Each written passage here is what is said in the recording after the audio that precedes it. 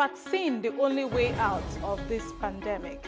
No, definitely not. Many Ghanaians just want a peaceful election and they are hoping there will be no rigging. There is nothing bad in borrowing for infrastructure. The minister added that he was impressed. Please come and see yourself what we are doing with the money we are borrowing. It's very important. The way we brand ourselves is the way people will carry us. It's just the driver of the two vehicles that were completely bought. This one was here screaming. What do you recommend the government do to support this sector? Direct intervention, that's what every government all over the world has done. We are not a parallel security structure. A multiple core is a complementary core. What I will not encourage Christians to do is to carry dagger and follow anybody. No. Join us on The Breakfast, 7 a.m., Monday to Friday.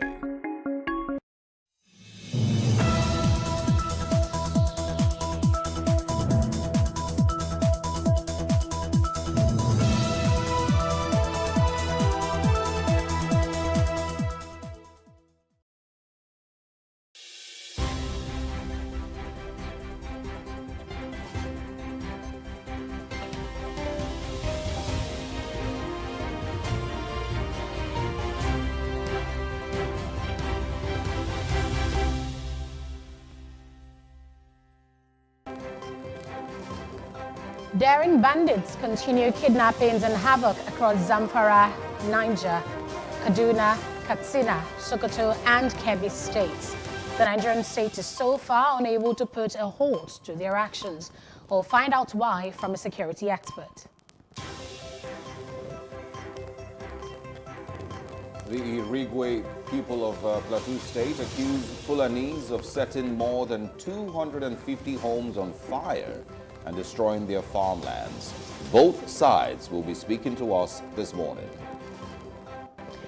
And suspended head of police intelligence response team Abba Kyari gets replacement in Tunji Disu.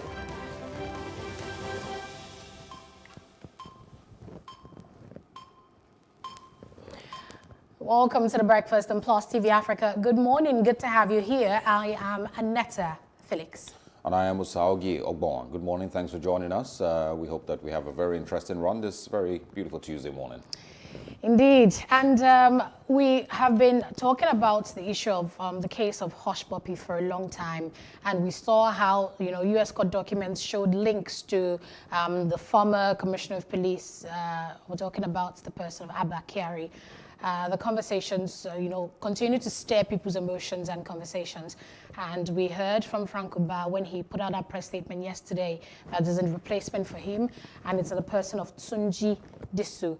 He went on to say, this is someone who has been, the former commander of the Rapid Response Squad, RRS in Lagos. He was the Deputy Commissioner of, State of Police. He was the Department of Operations Force Headquarters in Abuja.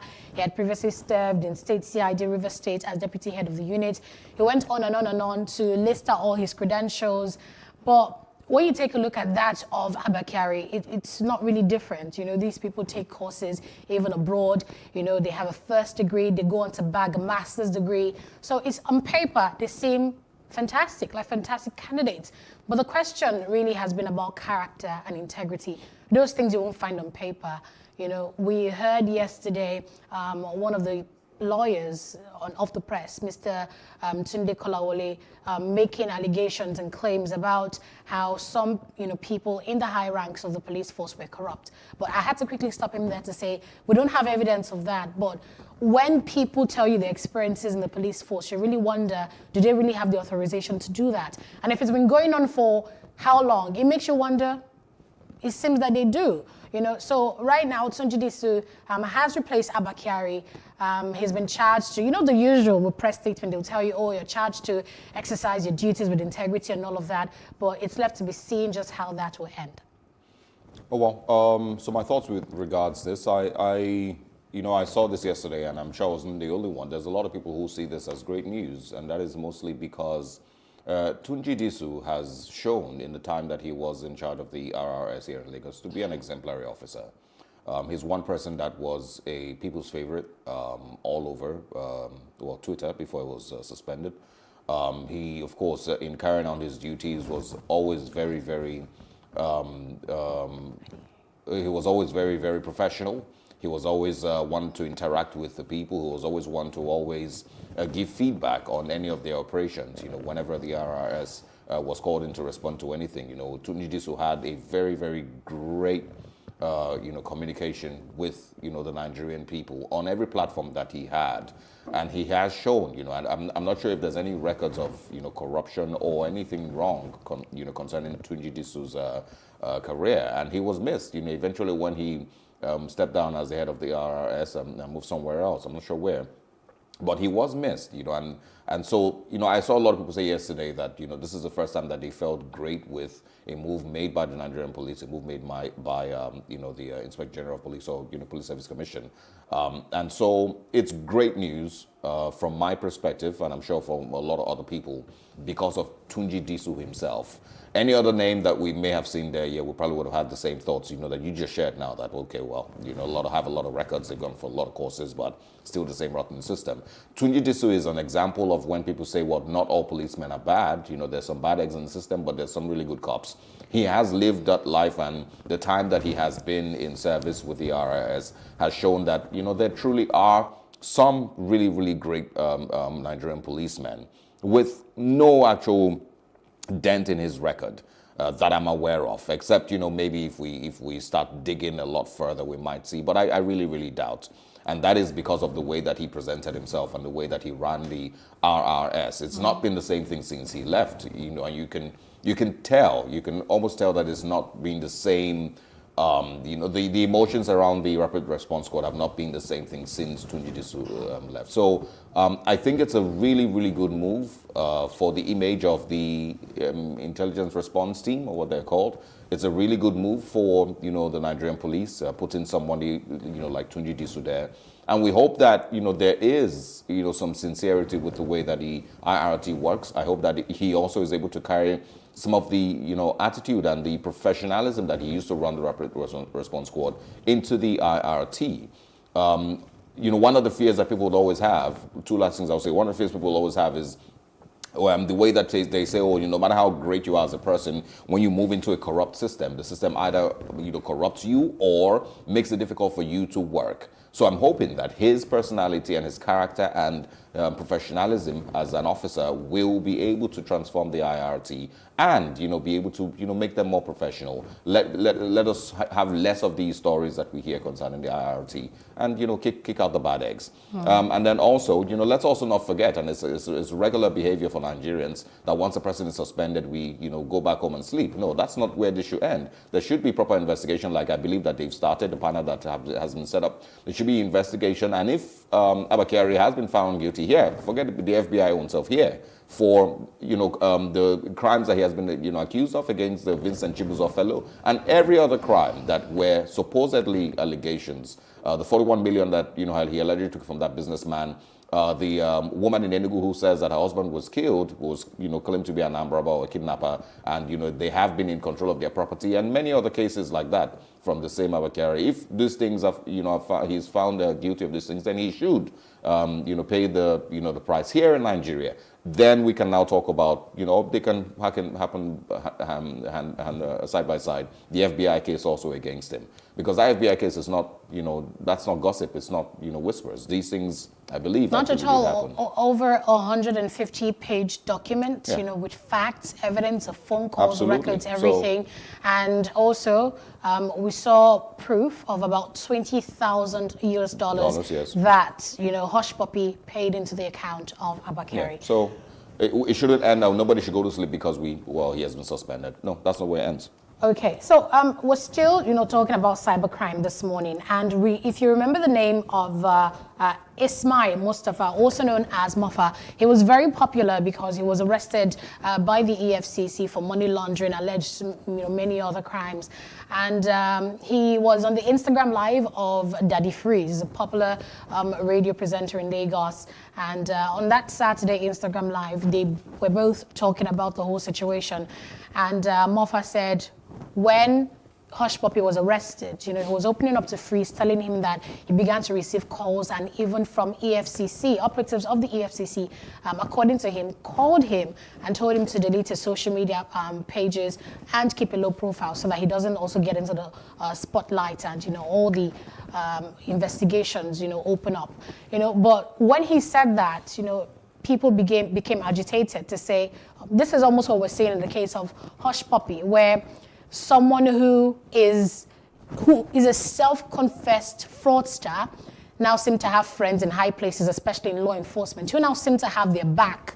Because if he said that people from the EFCC called him to warn him, it seems obviously they're looking out for him. But we saw a statement from the EFCC yesterday saying that's not true, that the EFCC was prosecuting that case and they would never put out a statement asking Mofa to keep a low profile to avoid being in the heat. But we know that obviously if this ever happened, it was never an official statement made to him. This might be an official or two who probably said that. We don't have the facts, but that's what the likelihood is. So EFCC's put out a statement. I don't see how much of a calm that has given to the Nigerian people on this matter. And for me, good thing that the EFCC has responded. It could really, like you've said, really just be him running his mouth. It's possible that nothing like that ever happened. There's also the possibility that they actually did happen because of, the peculiarities of being in Nigeria and the kind of things that you hear and, you're not shocked. There's those possibilities. It makes you question what really the case against him was back then that the EFCC was investigating. It makes you wonder, if it was the FBI that had carried out the investigation, if he would have walked free. But of course, that's not accusing him of anything. The EFCC has carried out the investigations. They said he doesn't have crime to answer for at that time. But like they've said, they're still investigating. Let's see how that goes. But my concern with all of this is how how Nigerians give people who really should be nobodies, and make them celebrities and make them popular for absolutely no reason. Because he is not, there's no actual value that he gives to the Nigerian society or the Nigerian populace. Same thing with Freeze. Why are we having this conversations, and not also forgetting that Freeze himself was in Dubai with Hush Puppy, making videos with his, his spouse or his wife or his girlfriend, and eating and laughing at Nigerians in the same Dubai, and saying that Nigerians should, instead of them to be begging Hush Puppy to employ their fathers as drivers, they instead, that's the same Freeze now that we're speaking about that is interviewing Monfa. So these things, for me, I feel like Nigerians give certain people some level of popularity that they don't deserve in any way. So good luck to Monfa, good luck to Freeze, good luck to also the EFCC. If there's an actual case, then I hope that it comes to light. If there's no case, then these persons really don't deserve so much of Nigerians' conversations, and they are not in any way the people that should represent the moral compass that Nigeria should be moving with or should be working with. A lot of young Nigerians who want to see people like, some of the people we were speaking about this morning, the S.A. Brumers in the Olympics. There are a lot of Nigerians who want to see people who are doing very well in sports and in information technology and in medicine and in engineering and whatnot. And those are the people that we should be looking, at, not, people who we aren't sure exactly where their wealth, comes from and, turn them to celebrities all of, overnight. I really don't enjoy those people. Anyway, so let's talk quickly sports. Yesterday I was saying that I would not be disappointed if Nigeria doesn't win anything at the Olympics. S.A. Brumer is one person who has eventually won a gold medal in the long jump event, 6.9 meters, I believe that she jumped. And also we're expecting something from, actually there's a confirmation about gold or silver for Blessing Oborududu. I hope I pronounced her name right. Well, congratulations to the both of them. It is finally, some medal for Nigeria in Tokyo. These two women have done Nigeria really, really proud. And, we, of course, would absolutely celebrate them. I like that it's also coming from women, absolutely. So we will celebrate them this morning and, say that I hope that she actually gets the gold because she still has a chance of changing that silver to gold. I think she's confirmed to win a silver. But if in her next fight, she gets victory, then she will be winning the gold. So, and her name, once again, Blessing Oborududu. also with the SA Brume. I think we still have Divine Oduduru still competing. He qualified for the next race. And so he also, is a favorite to maybe win any of the medals, bronze, silver, or gold. So congratulations to the both of them. And we can't wait to receive them home. Shouldn't also take away the criticism for our sports ministry for how the Nigerian Olympics team fared. Yeah. I'm really proud of SA Brume, really. You see now what our headline reads, Nigeria wins first medal in Tokyo. When, the victory comes, it comes to the body, the group. But if she's lost out, it'll be SA Brume loses out on. But it's just a reality. People love to buy into success, It's good for SA Brume, like I mentioned. She's had a history of wins. 2019 Doha, she won bronze as well. Now won bronze at the Tokyo Olympics. Good one, and we love to see it. Absolutely, and of course she's following the footsteps of Choma Junwa, who also won, in the long jump event many, many years ago. So let's hope that any promises made to her will be fulfilled in due time. Well, so let's also hope that we're not winning medals because of promises. So I feel like we should develop our sports industry to a place where people like, for example, Simone Biles is not winning because Joe Biden is going to promise her a house. So they get endorsements, they get sponsorship from brands, they get some of all of that. I think it's almost be belittling all her experience and effort to say that she's winning because of promises. Like, why not? No. I mean, that's her career, that's her life. But it's not. So this is what I'm saying. Our athletes shouldn't be going to the Olympics and working as hard as they can because, the government will make promises. So I feel what like I'm saying is you the can't industry, say that that's their motive. That's where I'm going. Well, you just said let's hope the promises made to her will not be. On my personal opinion, not that that's the reason why she's competing. That's not the reason she's Exactly. competing, no doubt. But at the same time, that shouldn't even be part of the conversation that promises will be made to her. I'm saying that we should. I hope that we develop our sports industry to a place where there's brands who actually want to associate with you, who want to make you the ambassadors when you win. Yes, you will win and you take home that victory. It will be a part of your life forever. But let it be that there is more. There's Adidas. If there's any Nigerian brands that want to associate with you and make you a brand ambassador, make a lot of money from those type of endorsements, and you are 100% sure that you will. When you win a medal at the Olympics. Relying on government promises has always never been the right way to go for Nigeria. I doubt that they are relying on government promises anyway. Let's take a break here and we'll return to join our guest to analyze today's papers.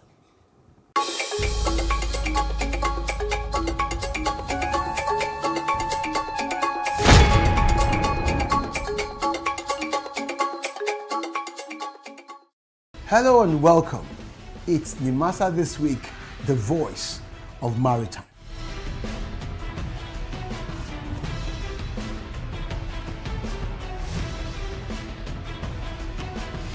Nimasa This Week is brought to you by the Nigerian Maritime Administration and Safety Agency. Statutorily mandated to ensure that there's regulation and promotion of matters affecting our waters.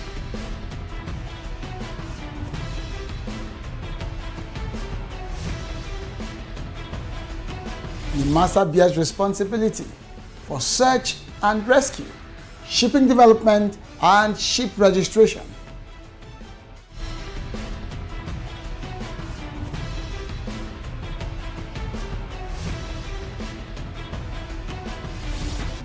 NIMASA This Week, the voice of maritime, showing on this channel.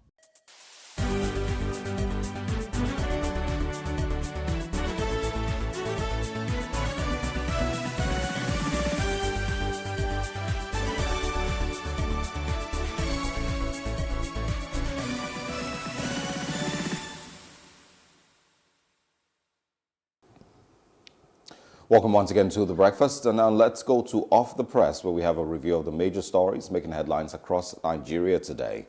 I'm going to be starting with stories from the Daily Sun and sharing with you as many of them as possible. Should be on your screen in just a few seconds.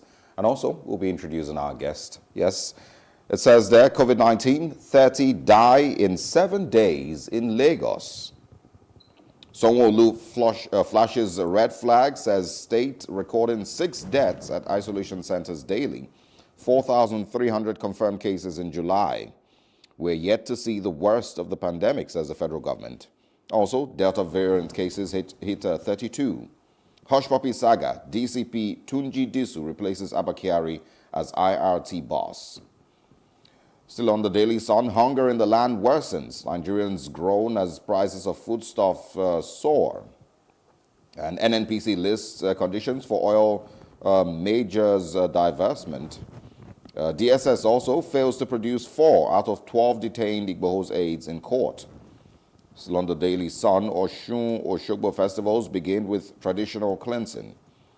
We can also find here Anambra Ume's committee can't unite ABGA. And Ugwai to meet Enugu-born aircraft inventor swears in 68 development center administrators. Doctors' strike bites hard. Hospitals discharge patients. NMA seeks withdrawal of controversial circular on scheme of service. And those are the big ones that we can share on the Daily Sun this morning. Turning now to the Nation newspaper, the headline reads, Osinbajo's team working on ways out of APC's legal ditch. Why last-minute attempts to postpone world congresses was stalled. Varsities to get 30 billion naira next week. Government and ASU meets. APC PDP rejects Jaga's call for third force. Says it's time for alternative. Lawyer, Igboho awaiting action on asylum application. Makinde tips 7 commissioners. Disu takes over from Kyari at IRT. Truck kills mom, baby, other in Ogun. Resident doctor strike takes toll on patients at hospitals. Stringent COVID-19 measures likely. NNPC to safeguard investment with conditions for IOC's divestment. Kanu's firm stable in custody. Lastly, JAM, NUC, UBEC, others get acting CEO. All right, to the Nigerian Tribune this morning. COVID-19, Lagos, Oyo, FCT, and 4 others on red alert as third wave rages. 4.09 million Moderna vaccines donated by the U.S. awaiting efficacy test by NAFDAC. Don't take Moderna if you've taken AstraZeneca, Sanwo-Olu warns. And also, federal government puts enforcement committee in places at airports. Controversy in education agencies as tenure of Oloyede Rashid, 15 others end. We can also find here patients and relatives lament as resident doctors' strike takes toll on hospitals nationwide. Lagos Free Zone, U.S. mission in Nigeria to facilitate increased investment. Disu replaces Kyari as intelligence response team head. And aggrieved APC stakeholders set for showdown as governors, ministers hijack structures. Reject APC and PDP in 2023, Jaga tells Nigerians. APC, Buhari failed Nigerians, says PDP. And also, don't lump us with PDP, APC replies ex-INEC boss. All right, those are the ones on the Nigerian Tribune. On The Guardian, after $75 billion investments in 20 years, telecom services still struggling. Federal government confirms third wave of COVID-19 amid doctor strike. For sanity to prevail in Ladipo market. Federal government gives conditions for deployment of Moderna vaccines as Nigeria gets 4 million doses. Osinbajo APC governors, ministers seek safe option after Supreme Court ruling on caretaker chairman. No going back on indefinite strike, resident doctors vow. Federal government lists conditions for oil majors divestments from upstream operations. All right, and I think we can just quickly throw in a few on the punch this morning. We can see a rise in COVID-19 cases, NESG, LCCI, fear fresh lockdown. Federal government plans tough actions against third wave. Another lockdown will shrink government revenues, affect private sector and citizens. Also, Sanwo-Olu cries out over daily COVID-19 deaths, says red zone travelers abscond. Nigeria takes delivery of 4 million Moderna vaccine doses from the United States. DSS keeps 4 Igbo aides, produces 8, assaults journalists in court. Also this morning on The Punch, community leader puts recovered bodies at 43 in Plateau clashes. PDP youth leader arrested for attacking Buhari, and SGF on Facebook jailed for 1 year. Driver flees as truck crashes into Ogun building, kills woman, daughter and motorcyclist. And also, Saraki's EFCC invitation to scuttle his 2023 presidential bid, says Yakasai. Lawyers fear assassination plot against Igboho, pursue asylum. And also $2.4 million ransom paid for kidnapped students, released in 2020. Buni says Oshimbajo governors begin talks as fear grips APC. And of course, government hospitals grounded as resident doctors begin strike. That's the last on the Punch this morning. All right, I think those are the ones we can look at. Mr. Nwandu, Chris, good morning, publisher of CKN News. Thank you for joining us. Thank you for having me. Good morning. Across the papers, a common story we saw was the one about the resident doctor strike and vowing that the government must fulfill the 10-year memorandum of action until they call it off. I spoke to the president of the ARD at Luth yesterday, still saying the same thing, that this is a decision taken by the National Executive Council in Abia State, that they must strike until they get what they deserve. And, you know, when he went on to list some of these things, you know, to give a rationale for the strike, he mentioned that many doctors who have died in service during COVID-19 have not been paid anything. I think it was called a death in service allowance or something like that. They are clamoring for a review of the 5,000 naira COVID-19 hazard allowance. Some resident doctors have been owed salaries for months now. And, you know, so many others. I don't know really how you see this, because this is something we've been talking about for, you know, year after year. And it seems that we're seeing some sort of insincerity from the government. Or how do you see it? Yes, it's quite unfortunate. Just look at it. Coming at this time when we are having crisis in COVID is very worrisome. One of the paper headline was that about 30 Nigerians died in Lagos within 1 day in Lagos, and that is in Lagos. That is worrisome, and we still have even totally forgotten the fact that COVID-19 is back or is still on, especially the Delta variant, which is a much one that is reaching others of the world. But at this time, and also some of the issues, one of the issues that was raised by the resident doctors was the circular of Lagos State Government on the allowances paid to, I think, youth corps members that are doctors and the rest of it. But we should have been able to have been proactive in this. This is not the time for resident doctors or whichever one at any level should go on strike, because we have serious health emergency in Nigeria. Not just COVID. Don't also forget that cholera is reaching across Nigeria. And over the last count, I think we had 500 and something, or close to 600 have died from cholera also in Nigeria. So the federal government should quickly meet with the resident doctors. But my issue is that that seems to be the only lamb that the government understands. When some associations raise issues concerning their members, federal government is not proactive. It happened with ASU. ASU is also just that ASU tried it now. The government just came out with a press release, because of the headlines, and said that they're going to release 30 billion naira to ASU. Probably that was because of the fact that ASU had threatened to go on strike. Why was that money not released all the time? Must they wait for ASU to threaten to go on strike before they do that? The same thing happened with the polytechnic lecturers. Same. And for a long time, they were on strike before government agreed to pay certain money. So this is the way to go. But that is the last option that associations have come to learn. It's only when you want that the government will lead.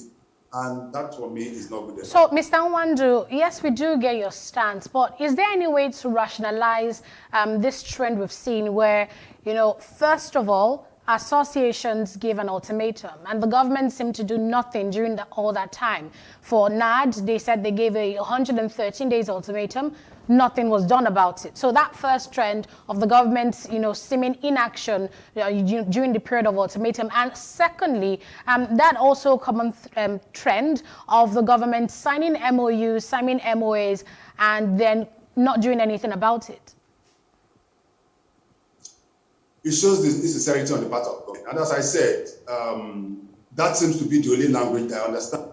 It is only when an association threatens to go on strike that you see the government try to bring them to the round table to discuss and stop them. If they issued over 100-day notice about going on strike and they didn't do anything, only for them to begin strike and not talking and the rest of them, it brings to question the kind of leaders that we have. And let us even put it, let us look at the heads at it well. The Minister of Labor is a doctor. Then we also have the Minister for Health. We have Minister of State for Health.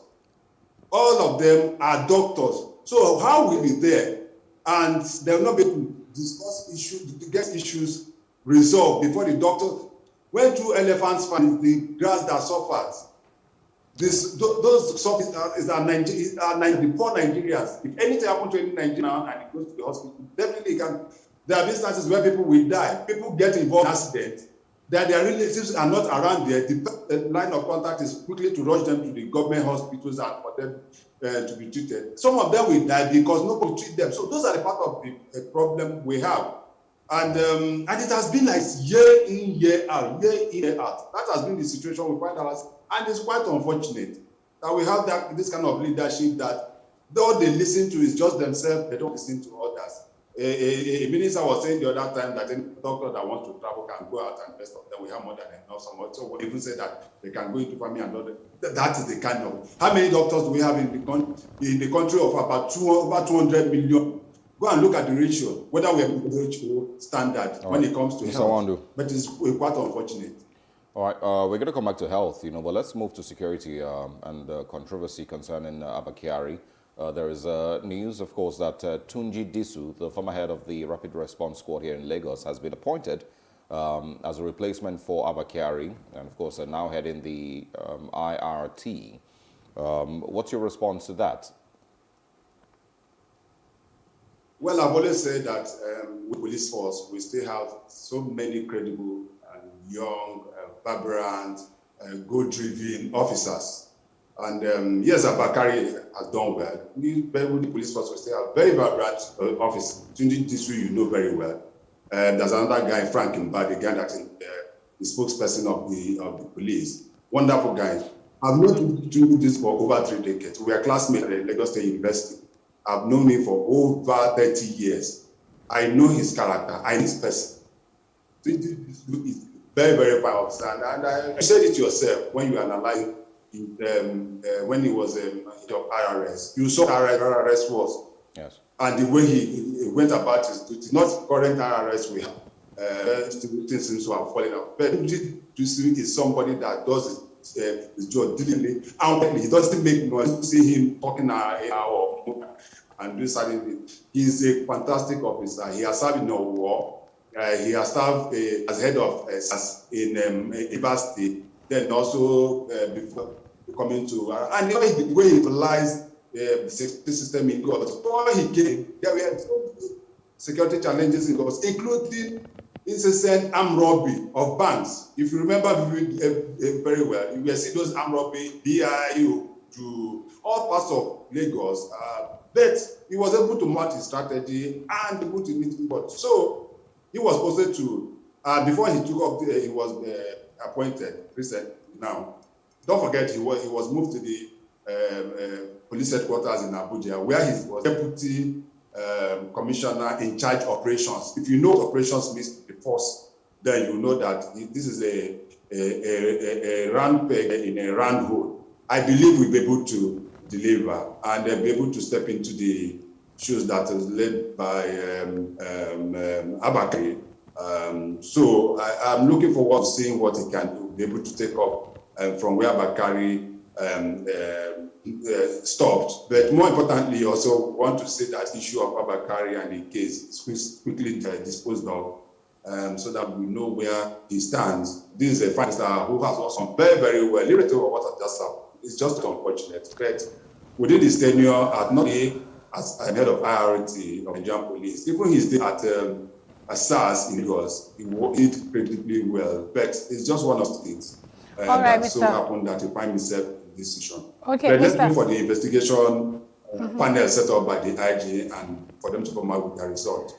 Okay, Mr. Wandu, when we also look at security matters, we see on the Punch newspaper the story about DSS keeping 4 of Igboho's aides and producing 8, and also assaulting journalists in court. I don't know if you saw snippets of that video yesterday. And there was also slight confusion in the court when, you know, the aides that were produced, the names of those aides were different from the ones that were arrested. This was something that the court pointed out to say there's a bit of discrepancy in there. And the court even went on to call them names, so to speak, saying that this just reeks of, you know, negligence in the DSS. How do you come in regarding this story?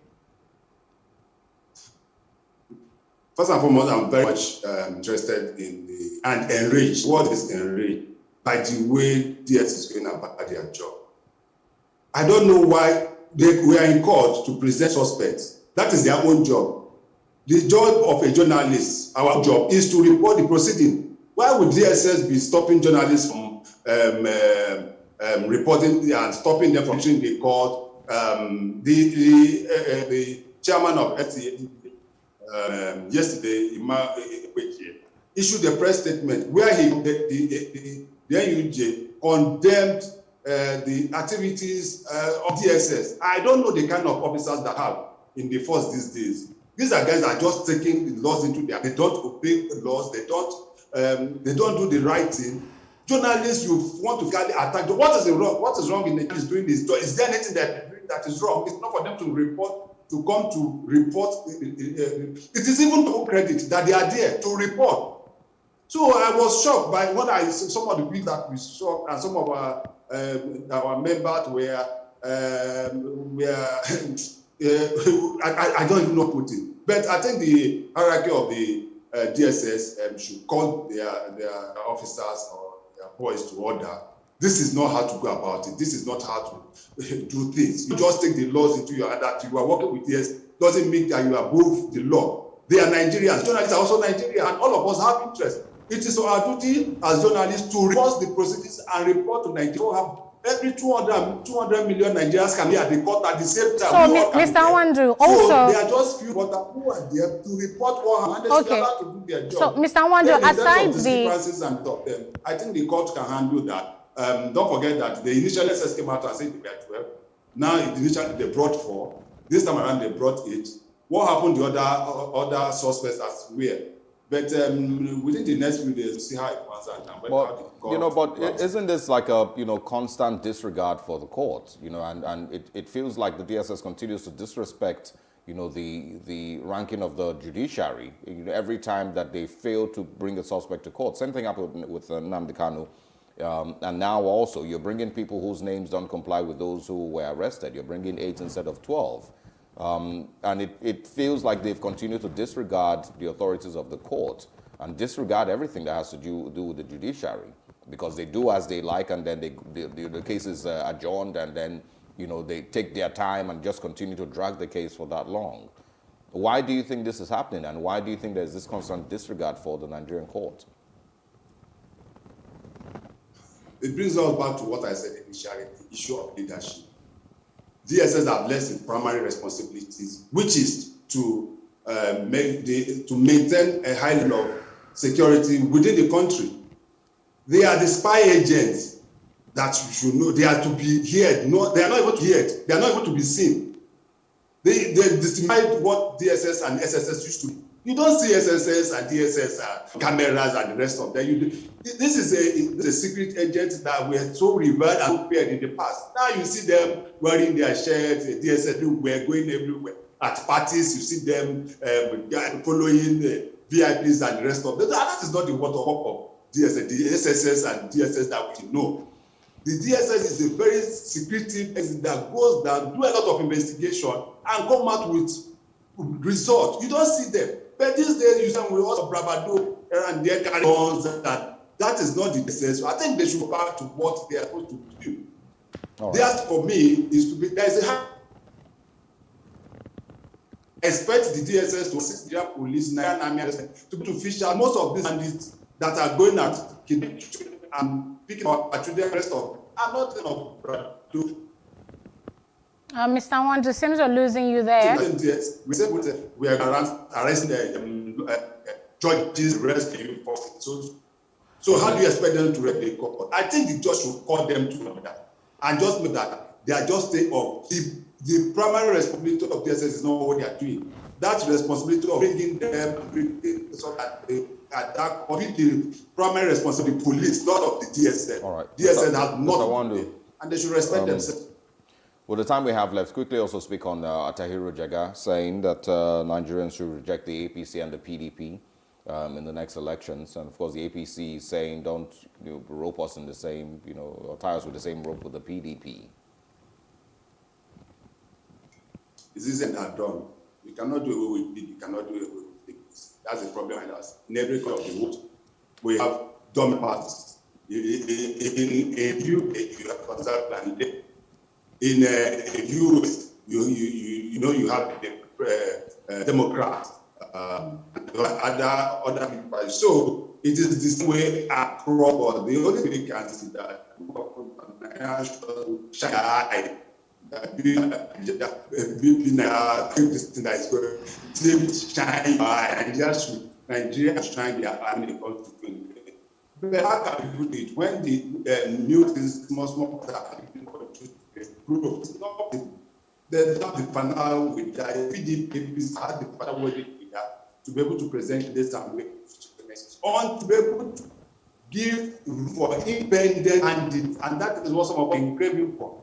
Independent leaders who need any political party. My brother, if you feel that you are poor enough and you want to contest, you just go to India, get your vote for you. But if you know it takes to go to London, how much you pay to canvass for vote, that's an issue. So it will be a tall order. The former chairman of INEC said, but I don't see that happen. Nigerians will always be either APC or PDP.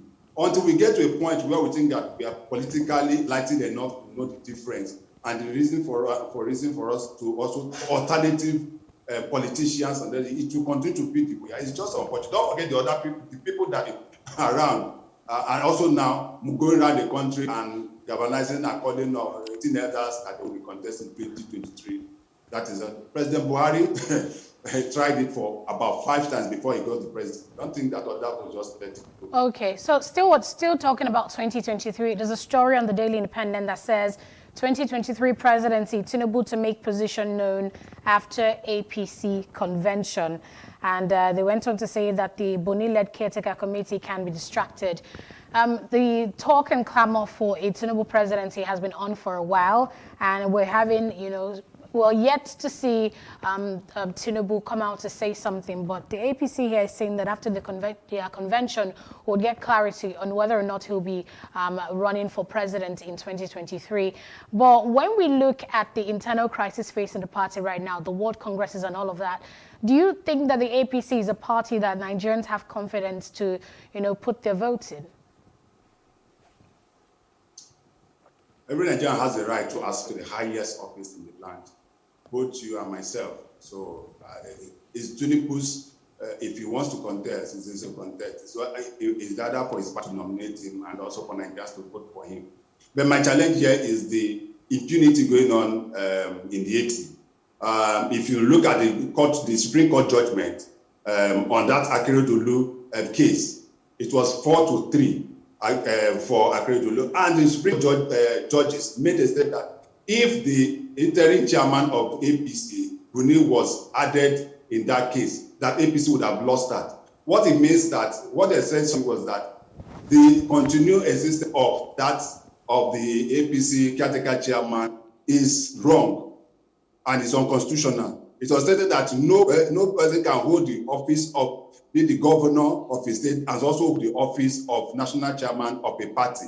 And that is why you saw that what Osinbajo tried to do, where he tried to make sure that they postpone the congresses across Nigeria. But the AGF and Buni, who seems to be the hawk in the party, said no, they should go ahead and giving us some insight.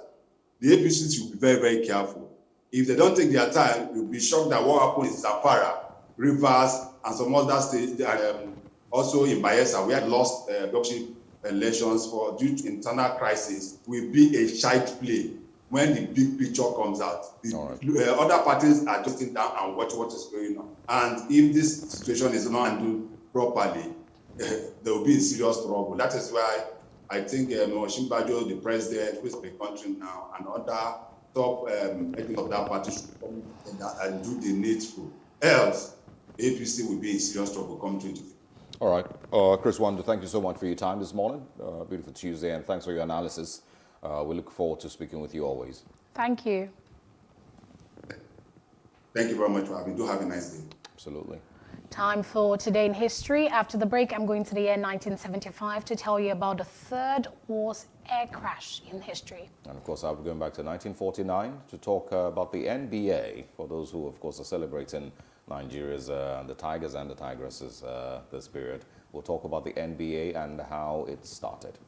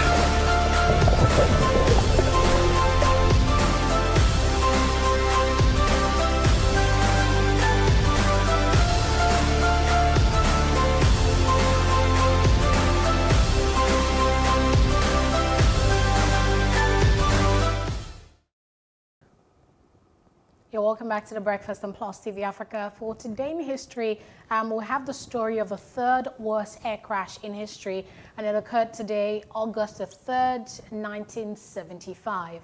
Now, on this day in history, there was a chartered Boeing 707 aircraft. It was carrying immigrant Moroccans from France to their family in Morocco, when, unfortunately, it crashed into the mountainside in heavy fog early Sunday, and all 188 people on board died. Like I mentioned, it was the third worst disaster in civil aviation history. And what happened to that plane was that when it crashed, it immediately exploded and burned, in a tiny village. That was 2 minutes before it was expected to land at the airport, in southern Morocco. It was just a very terrible day in history. The news was awash with stories about this, how this plane was supposed to arrive at 4:30 p.m. a.m., but the plane crash occurred at 4:28. Just terrible. Really sad, and this is in 1975, and so, it makes me start to wonder, how much more has been, put into aircraft investigation and being able to, make air travel safer generally. We've, of course, still remember the MH370, which I would always mention, and, a couple of other times when there have been, similar disasters. It's very important, that work continues and, the development of air travel continues to ensure that we reduce to its barest minimum the possibilities of air crashes. The sad thing is, when this happened with this Boeing 707 aircraft, they stopped production of this particular plane because of all the defects that occurred. And then they began to sell it to carriers in the third world countries, and selling them as low as $1 million. Why does our people, buy abandoned, aircrafts that have been involved in accidents and have been deemed unsafe for their people? They sell it to us, so these things really... Because we don't make ours. It's pretty simple. If you make yours, you don't need to buy, when would Nigeria begin to make airplanes? Yeah, right. The cars that we make, we know the popular brand. How many Nigerians patronize them? So when it seems like a tall order. Well, would it be in our lifetime? Let's first of all survive COVID-19 and the NARD strike. We'll make cars and airplanes later. Let's go back to 1949, and this is, of course, the day that the NBA was formed. It is currently one of the biggest sports in the world, and it was a merger between two bodies that were, of course, in existence before, that came together on this day to form the NBA. On the 3rd of August in 1949, after, of course, a really, really damaging 3-year battle to win both players and fans, the rival Basketball Association of America, which is called BAA, and the National Basketball League, NBL, merged to form the National Basketball Association. The new NBA was made up of 17 teams that represented both small towns and large cities across the country. And through the 50s, the number of teams dwindled along with the fan support. By 1954 to 1955 season, only 8 teams remained. The league then transformed the game with the creation of the 24-second clock, making play faster paced and more fun to watch. And of course, was created at that time by 3 corporations. The NBA claims the BAA's history as its own and considers the 1949 deal as an expansion, not a merger. Today, the NBA attracts players and millions of fans from countries around the world and the whole planet. It's currently, like I said, one of the biggest games on the planet. And of course, currently, I think currently has about 30 teams playing in it in the United States. Milwaukee Bucks. Yeah, including what? Including what? Say that again. We can take a break here. All right, we'll come back to you with the state of security in Nigeria, especially in the light of what occurred in Plateau State over the weekend. Do stay with us.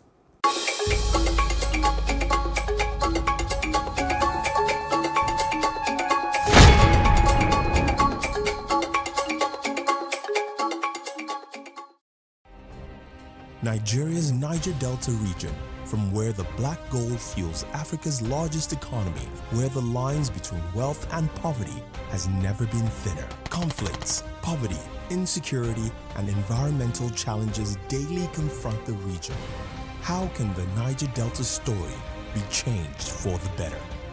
Join Mamude Akuga at 9 p.m. every Friday evening on PlusTvAfrica as he probes deep in search of solutions. Inside the Niger Delta with Mamude Akuga, the authentic voice of Nigeria's oil-rich region.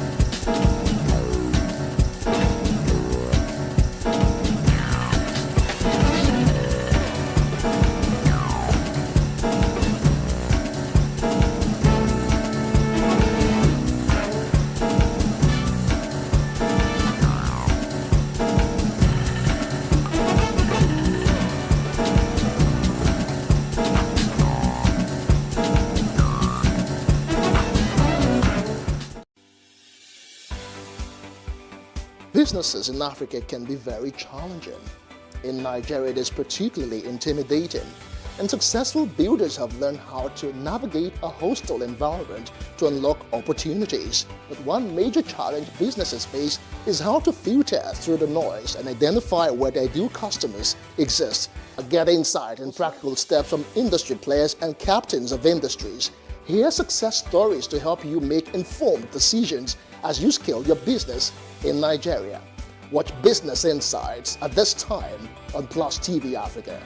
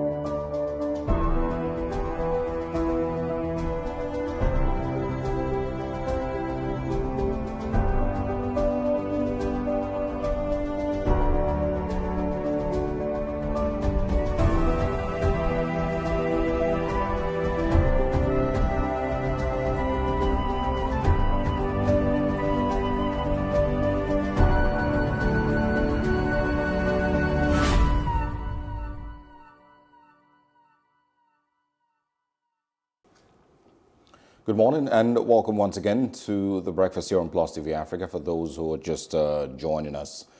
News reports in the last 48 hours, of course, spoke about violence in parts of Plateau State that led to the burning of up to 250 homes and the death also of dozens. We've also gotten to speak a lot about cases of insecurity across Nigeria, bandits who have started to tax citizens and, just numerous very, very sad cases across the country. We're speaking this morning with Yahuza Getso, who is a security expert, to share his thoughts on what must be done, by Nigeria to rid the country of these elements. Good morning, Mr. Getso. Good morning. Good morning. Thank you. Good morning. Thank you for joining us. We, of course, don't seem to be, in very, very good time security-wise across the country. It seems that there's certain elements that have, of course, been called bandits that are becoming more daring. Every other day, we hear about incidents of violence and killings, murder, arson and the likes taking place in parts of the country. There's also been criticism for the way the Nigerian government has handled these issues. A couple of weeks ago, we saw a bandit who was boasting and bragging of killing Nigerian soldiers. There's no reports of him being arrested yet. Mr. Getso, what do you think we are still getting wrong with regards to the fight against banditry? Thank you for having me. What we are still having wrong is itemized or as follows. One, the issue of leadership.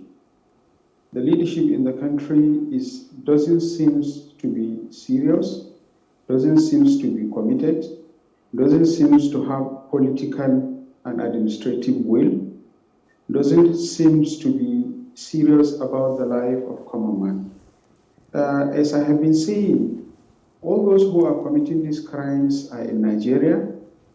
All those who are committing these activities in the Northwest, North Central, are indigenous, are Nigerians, and everybody knows who they are and everybody knows where they are. Their locations are not hides, and this is something that can be managed if at all the government is really serious about it. Because looking at the system and the structure in the Northwest, for example, what we have is that you have what is called Meungwa, that is the one head. You have what is called Dagachi, that is the village head. And you have what is called Hakimi, that is the district head. And you have what is called Emir, and that is Sarki, that is the Emir. So between each Emir and each of this leadership, there is each and every one of them have a boundary, have a geographical location for which he or she is taken care of, and there is no free space between one community and another. So, and these guys are coming in hundreds using motorcycles, and these motorbikes are not using air for their utilization. They are using fuel, they are using diesel. You have to service them. You have to balance and gauge the air in the tires, and so on and so forth. So who is doing that? You have what we call divisional police officers. You have what we call local security officers, who are the representative of the Director General of the DSS and each of the local governments. And you have outpost police stations, and you have other intelligence formations and other structures of immigration, custom, Interpol, military formations, among others, especially when these activities started in all parts of the country. There were a number of formations, military formations, or joint task force that have been organized, and money in thousands were being spent. Sometimes in 2014, 2015, 2017, 2018, Governor Nasser Ahmed El-Rufai and other governors of the Northwest all governors of the Northwest, including the governor of Niger State from the North Central, represented the governors of the North Central. They had a meeting. And then the disturbing issue was cattle rustling. So 100 million was given by each of these states to the military for them to go and fight these cattle rustlers. Unfortunately, rather than fighting the cattle rustlers, the outcome was banditry and kidnapping activities in these locations. And a number of children were kidnapped, especially the school children at Kankara, at Kagara, at Chinkibi, and other places. And these kids were brought back. There was negotiation. So who facilitated the negotiation? We have heard many times, even though I have been disputing, the governors of Katsina and that of Zamfara proclaiming, including sometimes the governor of Niger and governors of Sokoto, proclaiming that they have had dialogue with bandits. So if you have dialogue with bandits, how do you get access to them? Who is the contact person? Why can't you use the contact person to lead you? And why? What is the essence of government paying allowances to the traditional leaders at all levels, from the highest level to the down level, even though it is an allowances, not a salary? But notwithstanding, why can't you bounce on that? So the question is, when these guys were about to get AA, that is anti-aircraft, and other arms and ammunition, a lot of arrests. We have made a lot of strategic guidance and provided a lot of strategic intelligence information to the security formations, and at the national level, at the state level, at the local government levels. But the question is, many have been apprehended, many have been arrested, but we have not yet seen one that has been charged to the court. Mr. Getso, Mr. Getso, really, you have raised a lot of points, in the past minute. You've talked about the challenge of leadership and the people who claim to negotiate with bandits. How do they really get that access? And why are we not capitalizing on that access to actually make sure that these people, get, arrested, and that the people who have been victims, get justice for all of that? You've talked about, allowance to local rulers and what those funds should actually be used for. Prosecution also, like you were just mentioning. Well, I want to use the Plateau example that occurred on Saturday to ask you this question. We've seen time and time again when states and communities are attacked, community leaders go on to say that they had been trying to contact members of the police, of this, or, the Nigerian army, but that they do not come until after that attack. Why do you think we continue to have, that complaint? It is still taking us back to the case of the leadership, passion, and patriotism. When I say leadership, I'm talking about the authority and the leadership of the security formations, because in most cases, in the investigations we conducted and from the interviews the people in the media conducted, we have had those communities saying that when they approach the military formation station in their locations, that there is attack at so place, they will say that they are waiting for command from the top for them to do things. They cannot go and check them. That is one. And when we look at the issue of the passion, I have been saying that in the last 22 to 30 years, the recruitment of the security personnel haven't been in line with ethics and norms and values stated principles of what it's supposed to be, simply because of selfish from the leaders, selfish from the traditional institutions, selfish from the political authorities and their political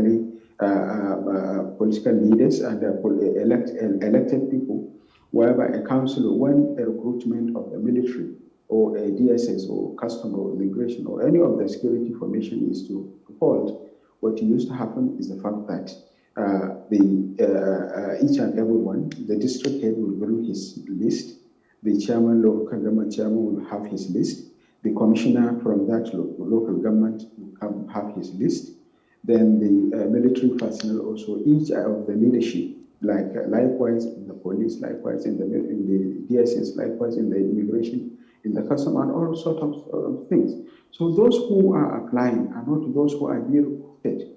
So those who are being recruited don't have the interest and passion, and they don't have the patriotism in their minds. Okay. All right. What they want is just to be armed security personnel. They brag around. They go to their villages. They marry young girls, and they strategically get money from all sorts, whatever, using whatever influence to build houses, to acquire unnecessary resources.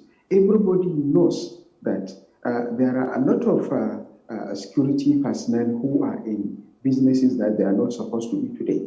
And all this issue of fighting corruption that we have been taking here and there, the corruption is being breached. So we are using this mechanism of employing unpatriotic elements into the security formations to breed a more corruptly branded, newly branded individuals that are collating and collaborating and even generating resources from all sources, registering companies and using some of their politically biased or motivated, in fact, they are even financing some of the political elites. Okay, Mr. Getso, Mr. Getso, this is really affecting the system. You have made three powerful points right now. You first talked about, when I asked you to say, these communities complain that they are being attacked and that they call security agencies and they don't come after the attack. You said that they say they're waiting for a command. What sort of command? A command to go ahead? And if that's the case, does that now justify when community leaders go ahead to say that, these people are afraid, they don't want to get caught in the crossfire, and that's why they wait till after the attack? And you also mentioned something that they might be colluding with these headers, criminal headers and bandits. Could you please expatiate that point? Well, I think before heading off to expatiate, we need to understand that this banditry activity is not only being conducted by the herdsmen, but it is a syndicate. Why I said it is a syndicate, these guys are living in the forests and bushes.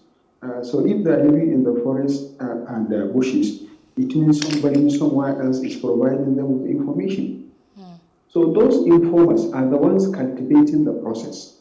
And these informers are mostly inhabitants, are mostly citizens of those communities that are being attacked. And in most cases, you see them, they're out of these communities before it happens. So if we look at this and look at other issues, it is very clear that there is, and also there were a number of times when police caught some of the military personnel, or sometimes military caught the civil defense or the DSS or the custom or one of the security personnel colliding and providing information or providing support or coverage for these criminals to go to conduct their activities, or sometimes in some cases they are even supporting them in terms of purchase of arms and other things. So it is in view of this, all these, sometimes when you have that, they are said they are waiting for command. They are waiting for command from their next level of authority. So that, in the military and in the hierarchy of the security formation, you have what is called chain of command. So I think if I get it very right, it is this chain of command they are making reference to. All right. And it's one of the things I was also going to ask, the possibility of having informants inside, the security agencies, with the DSS, with the army, with the police, and whatnot. The possibility that these bandits also get information from certain elements that, have infiltrated our security agencies. So speak on that, and then second, some of the things that you've mentioned, because, at the point, it becomes tiring having these conversations and going in circles, knowing exactly what needs to be done, but doesn't seem to be done. Some of the things that you've mentioned, do you think that they should bother somebody, somewhere, that we're not seeing results? Do you think that there should be somebody who is concerned that there is no actual results with the fight against banditry? You mentioned, the recruitment process, the kind of people who feel, who are recruited into these agencies aren't people who are patriotic enough to actually fight, insurgency and all of that. So is our biggest challenge really the fact that it doesn't seem to be bothering particular persons that we're not actually winning the war against insurgency? Because if we were, or if it did bother certain people, then some of these things would have been corrected over time. Well, I think we saw the leadership at all level from the national level. I have been making reference to the government of Muhammad Buhari or the All Progressive Congress, the ruling party, that they have not been doing enough and they have not been serious about the issue of insecurity, especially the mandatory in the northwest, north central, and some part of southwest and south, all over areas where, and part of even the northeast, where this activity is being carried out by these criminals. Because what is expected, in many times we have seen, since Nigeria's independence, there is no government that budgeted and implemented its budget that seems to be realistic. The huge amount of money that is invested in terms of insecurity, purchase of hardware, training, capacity building, and so on and so forth that relate to security than that of the government of Muhammad Buhari. But unfortunately, everything is getting worse. Like I mentioned earlier, as I quoted, Nasir El-Rufai of Kaduna State mentioned that the 7 governors of those western states, including the representation from the North Central governors, which were represented by the governor of Niger State, who is the chairman of the North Central Governors Forum, and they contributed 100 million each state to fight what? Cattle rustling. So who are those cattle rustlers? Are you trying to tell me that it is the same animal that is taking the cow from the bush and taking it into the trucks and driving it to Lagos, to Port Harcourt, to some part of the northwest, some part of northeast, and some other parts? That's those cattle that were roasted. Who is driving them? Who are the machetes? Who is doing that? It means that it's a syndicate. So, but the person that is responsible for him or to look at the results and have a framework analysis for monitoring, tracking, and evaluating whether the inputs we are making is bringing resource. We are making a lot of input of resources, financial and human capital, human resources. So, but are we getting result? If we are not getting result, I have been criticizing the government of Muhammad Buhari that since the time when it comes, there is no single either rank and file or an officer that have been punished in public or in the formation, so that will serve as a deterrence. So a number of apprehension and a number of arrests have been made. Some traditional leaders were arrested, some traditional leaders were vindicated, and some individuals in the government and in the security formations were vindicated, were challenged, were apprehended, or were suspected to be part of those who are contributing. You invested a lot of money, you have given a lot of approval, but still 100 of people are being killed every day. And there is no fueling station in the forest. There is no fueling station. There are no mechanics in the forest who are servicing these motorbikes. Where is the access of these arms and ammunition and other hardware that is getting to the hand of these criminals? So all the money you have been investing, what is the essence of investing that money and what result has it been providing for you? So if it is not providing for you anything for you, it means you are not serious. It means we don't have a serious government. It means we don't have it seems that some of these bandits are even giving ultimatum to Nigerian states of 24 hours or a number of days. We have had a lot of clips, video clips and audio clips, where parents of these children, of the people, parents and families of those who were kidnapped were given ultimatum. We have had also a situation whereby a bandit in Kaduna State who kidnapped the children, the student of this school, Greenfield, have given an ultimatum to Nigerian state. We have had Gide in the forest of Benue around Niger State, that is Kaduna and Niger State, or in between Kaduna, Niger, and Kebbi State, have given ultimatum to Nigerian state. So if you have someone in the forest that you cannot challenge, that you cannot arrest, that you cannot apprehend, I wonder is Nigeria really a sovereign state? If it is a sovereign state, do we really have a leadership? There is no serious government that will allow what is happening in Nigeria to continue to happen. We are still advocating that there must be a synchronized system whereby there is collaboration between the security information, the government, and the local operators. So you have to use a local strategy to address the local issues. Okay, Mr. Getso. Yes, I do agree. We need local solutions for these local problems. But I need to ask you, as a security expert, could you kindly tell me, what does it take to shoot down an aircraft, especially a military aircraft that the army uses to bombard terrorist settlement? And I'm tying this to the capabilities of the bandits as to how these Boko Haram terrorists, that we don't even know their financiers, how they're able to shoot down a fighter jet of the Nigerian army. Don't tell me that we don't know their financiers. The Minister of Information made mention in his assertion that they know who are the financiers of the criminals in all parts of the country. So I wonder why, if you continue to tell me that we don't know the financiers, I think you are making a wrong statement, and I disagree with you based on the statement from the authority.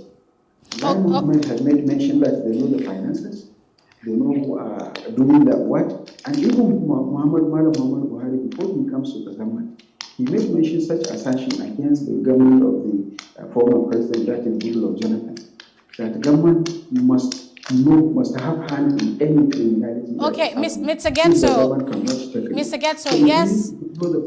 Yes, indeed, the government have said they know their finances, and they keep making statements that they were going to publish a list of names that they never do. But could we focus on the point here, which is, how is a Boko Haram terrorist group able to shoot down, fighter jets of the Nigerian military?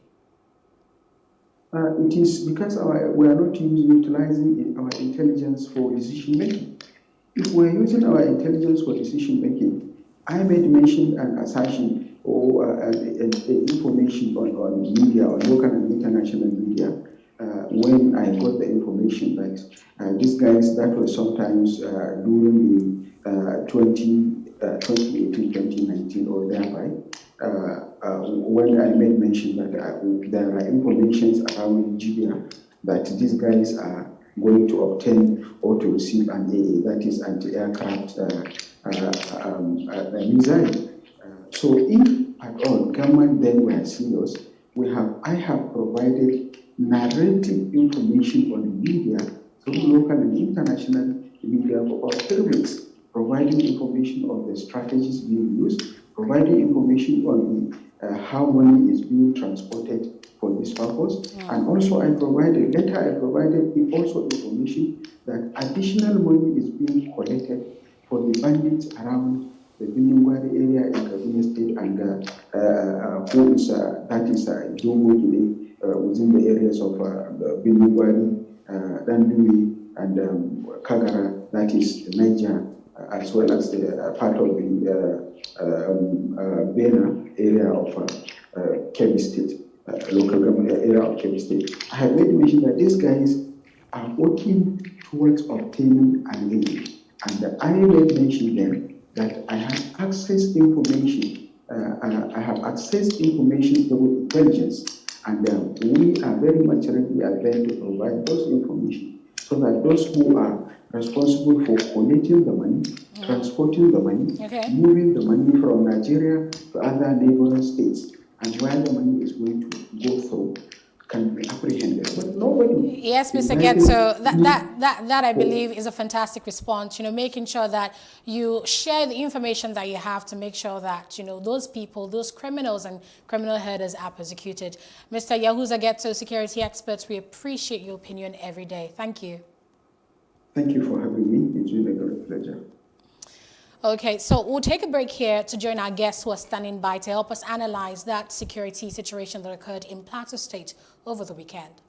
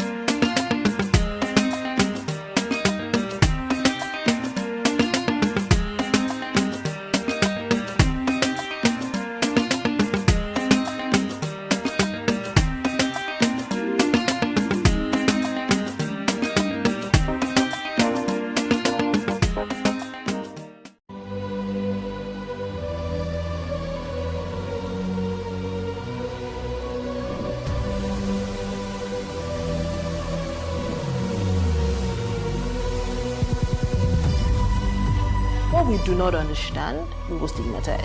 What you can see is the remaining of the tanker that exploded. The suspect equally confessed.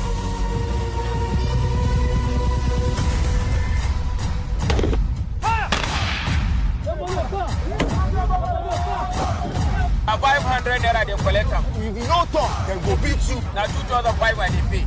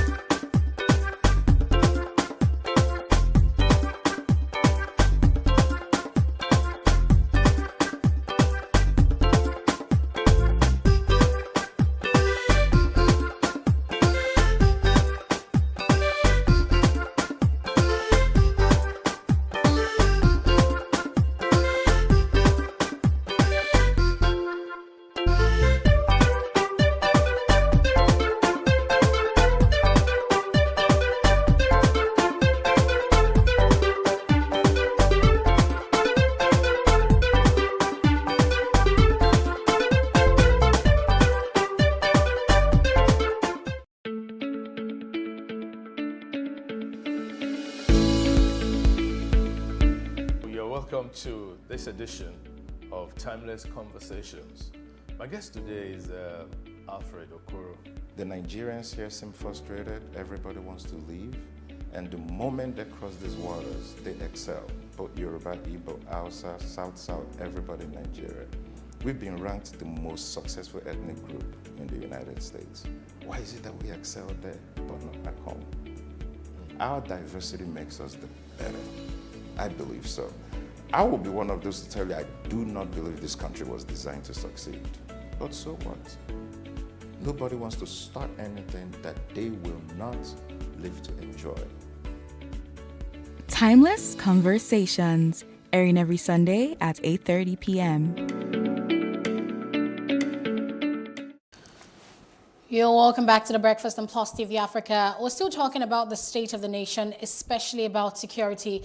And sadly, a very terrible incident occurred on Saturday, Sunday, and we're hearing reports of another one that occurred yesterday, still unconfirmed yet, but we're having the spokesman of Uruguay Development Association, Mr. Davidson Mallison, join us. Good morning, Mr. Mallison. Good morning to you both.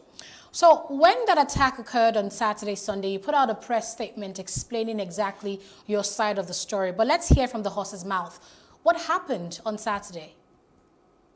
Yeah, on Saturday, precisely around 9 a.m. in the morning, some communities within Miango district, to be precise, Zamora, Rikwerishe, Chetahu, Nchuanzwa, around Patudu community, close to a village we call Patembie, experienced threat of attacks from Fulani herdsmen.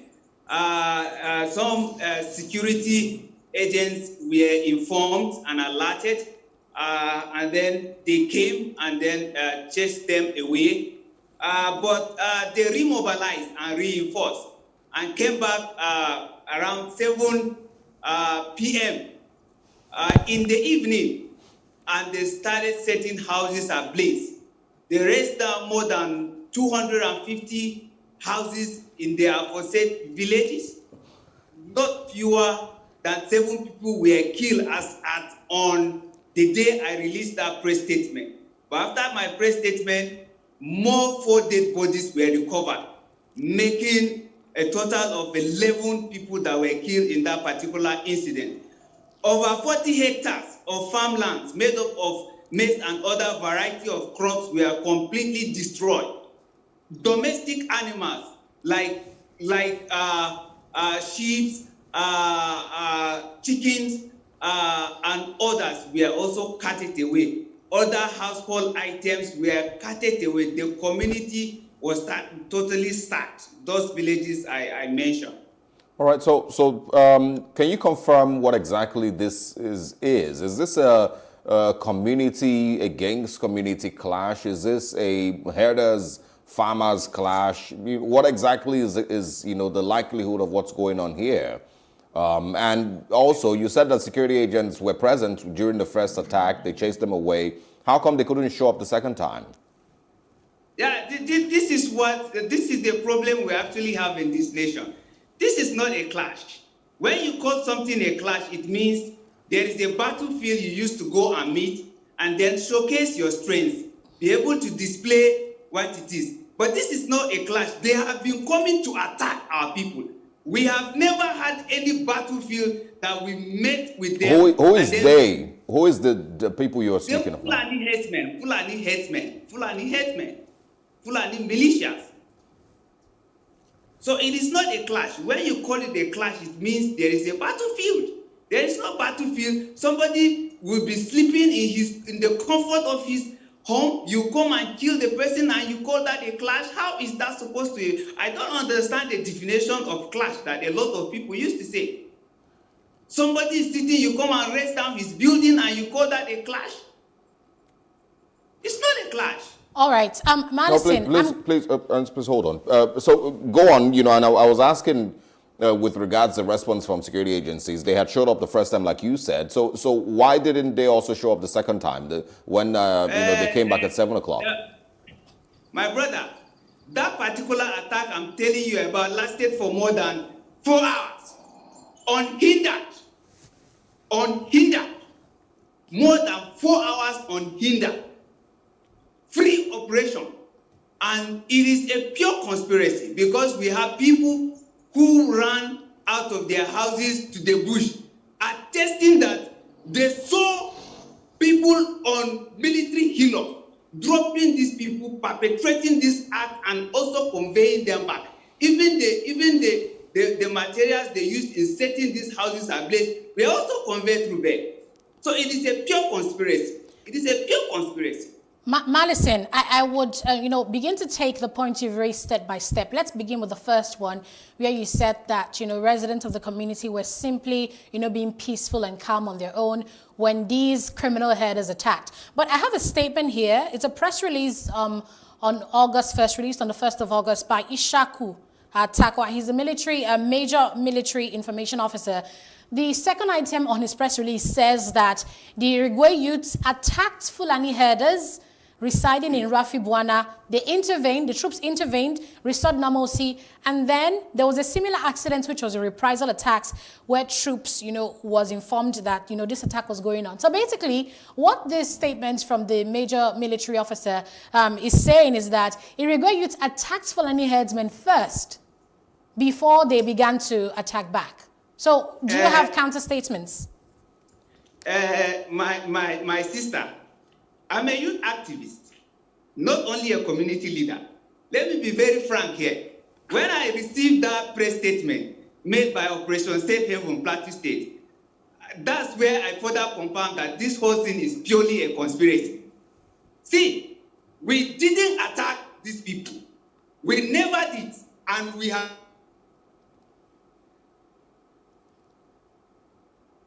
Mr. Davidson Malison, who's a spokesman of the Irigwe Development Association. We hope that we can reconnect with him this morning and get some clarity with what occurred in Plateau State in the last 48 hours. Reports have it that dozens were murdered, about 250 houses were burnt, and like he said, livestock were also either killed or taken away. It brings us, of course, once again to discussion on security challenges in Nigeria. Conversations on who these, attackers are. Mr. Malison, welcome back. Can you hear us? All right, I'm here. Go ahead, please. Yeah, like I was saying, when I received that press release, it's very laughable. And that was where I further confirmed that this whole thing is nothing but a conspiracy against the River people. My brother, like I said, 9 a.m. on that Saturday, we received threat of attacks from Fulani herdsmen. They advanced to penetrate some communities they have already set ablaze. And then our boys who were on vigilance heard gunshots from them. And then these people ran to that village, the Operation Safe Haven capture Kora Pimbona. It was at that moment that the security members of Operation Safe Haven came and intervened and sent them away. Attacked them. We never attacked them. But let me tell you what happened. 9 a.m. incident. These people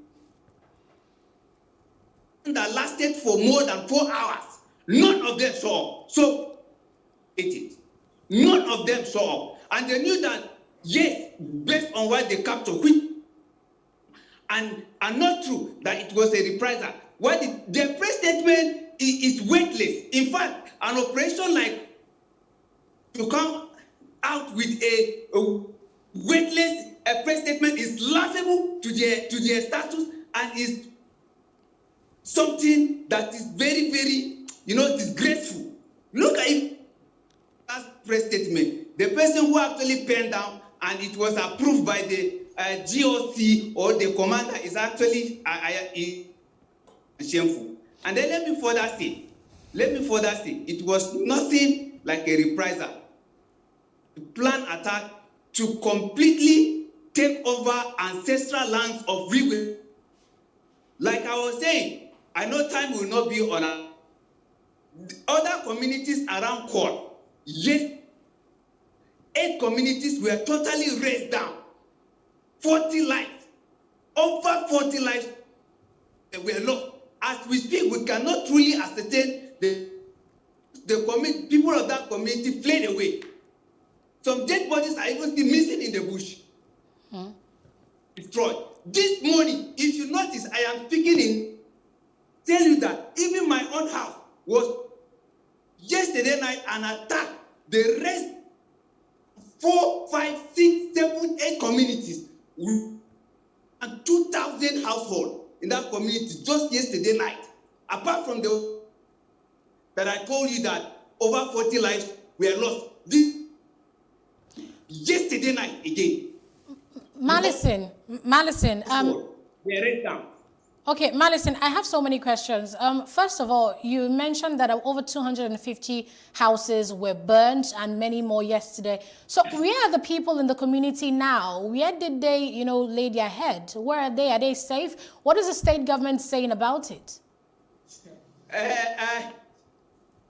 Attempt to the one you asked, where are they? If it were you, where will you be? Where will you be? Aren't you going to run for your life? These people fled. I am telling you, you need to come and see the situation of things around here. So disheartening, so emotional. I have never shedded tears as a man because of what I saw. This is purely than a genocide. You talk about state government. It's very unfortunate and uncalled for. Just like I captured in that, have been relegated to second-class citizens. Our not been given to our people. Even when a Pachudu, Jebu Miango, Zam, Tafigana, that we are on fire. The governor was having a security meeting. Community was on fire in the night. Over a loss. You didn't come and assess it. You were staying brief on the state of things. Oh God, what mission is this? I am bittered. A press released by him is also something not to write home about. All right. We need action. This is a community that has of everything that Nigeria is all about. It is laughable. Nothing from the state government. And I must sincerely say, even the presidency need to react to this, not the governor as I speak to you. Because if we are going to start practice, man, All right, Mr. Marlison, we of course extend our condolences to those families who've lost their lives, and I know it's also difficult for you to carry on, you know, and to continue speaking about this. But you know, I'm sure you know what's important at a time like this. Is there any information, you know, with regards where these attackers come from? You know, do they still live in those communities? Are they still in those communities? Do they come in from outside the communities and carry out these attacks?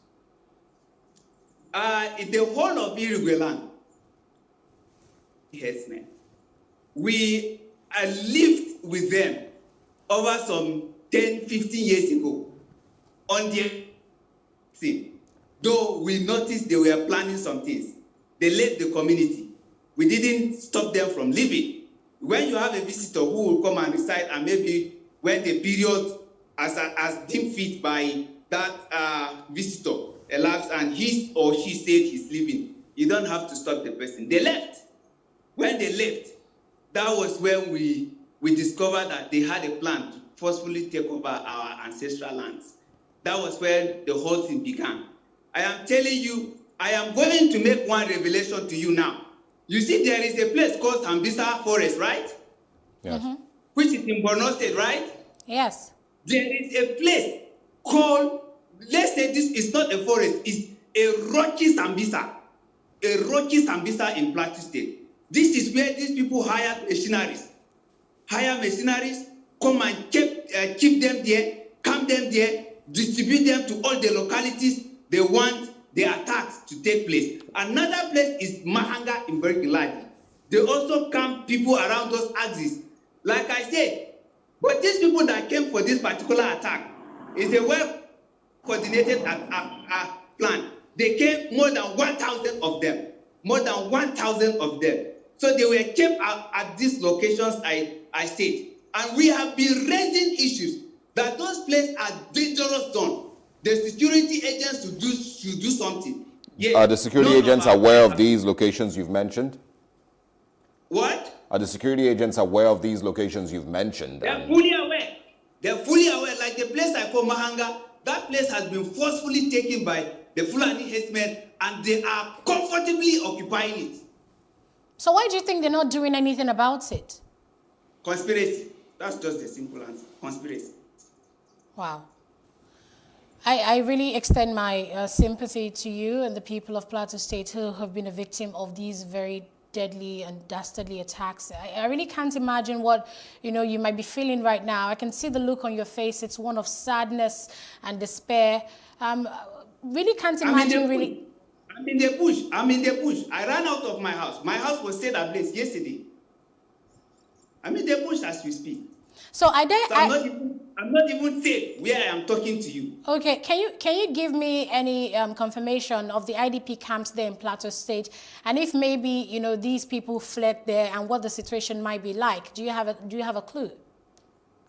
Currently, because of how they think, this is we have had so many attacks, but this is one of its kind.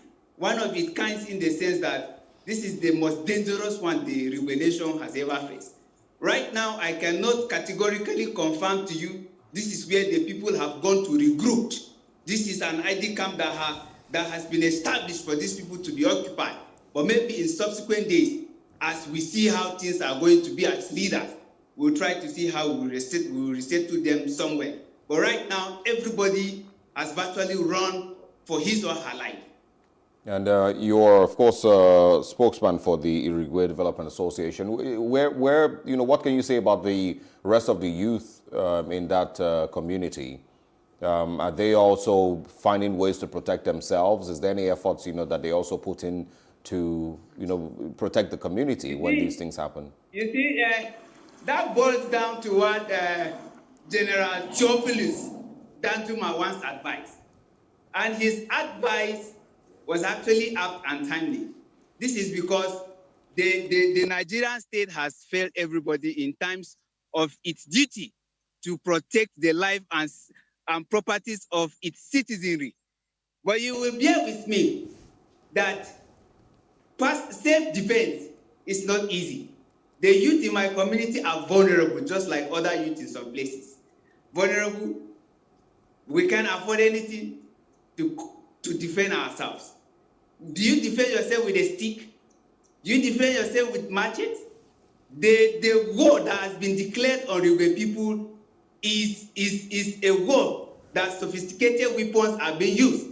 Just like I tell you, these people come with ammunition, weapons that are dangerous and more deadly than even the military have.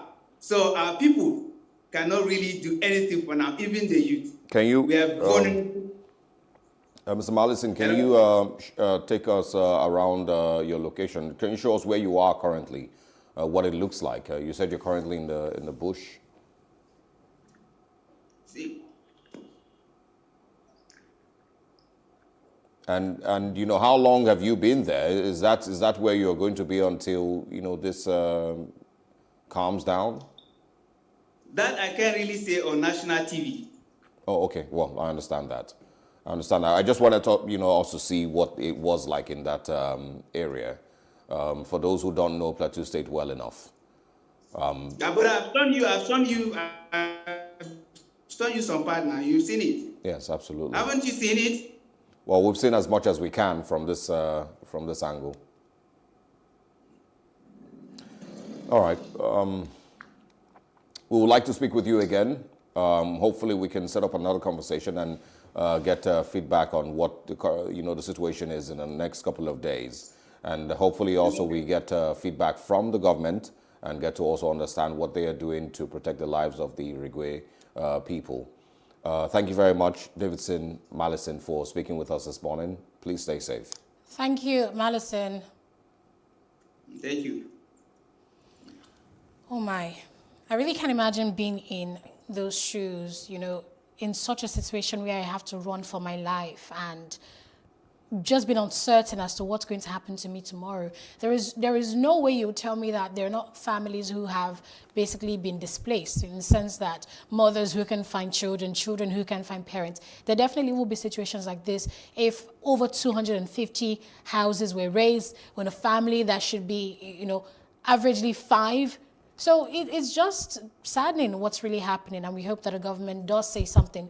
I really wonder why we've not really heard much from the government, and that the press statement here, you know, counters some of the things that, you know, David Mallison has said, you know, from the angle of the people in the community. But we'll watch the story and see how it goes. That is I guess that's the TV-friendly, politically correct, you know, way to put it, you know. But I'm gonna, you know, go back to one of the questions that I had asked our previous guest, Yahosa Getso. It has to bother somebody that these things are happening.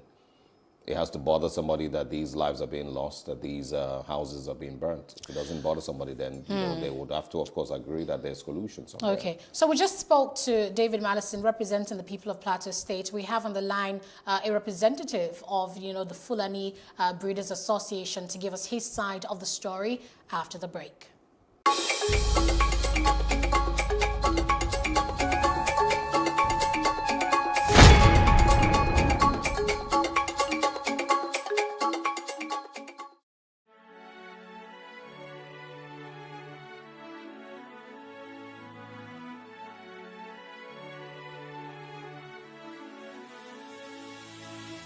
It is engagement we need to have. Those who suffer miscarriages are never taken into account. Members of the National Assembly are also influence peddlers. You are sitting on Nigerians' money. From the Babin, I pay my rent. On the Babin, I send my children to school. A consultative engagement. No any tangible notification before they ban us. It's one thing for people to be at your back and the heat of the moment, and another thing for them to still be with you when push comes to shove. I will do everything to take Lagos out of the national grid.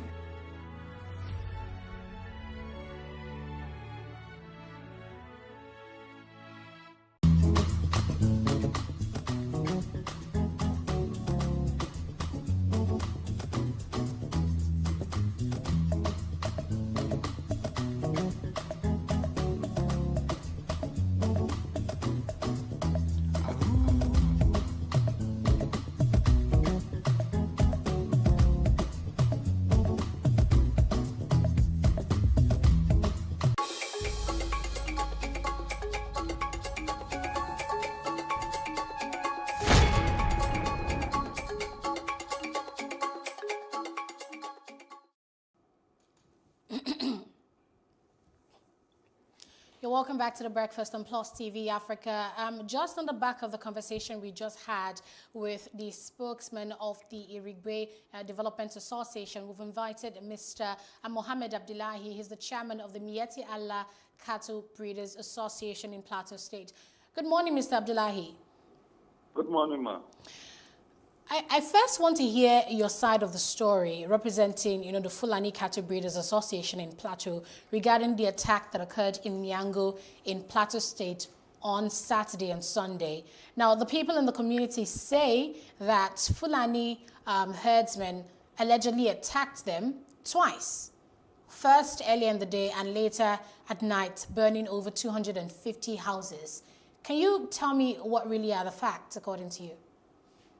Let them tell you the gospel truth of what is happening in Miango and its areas.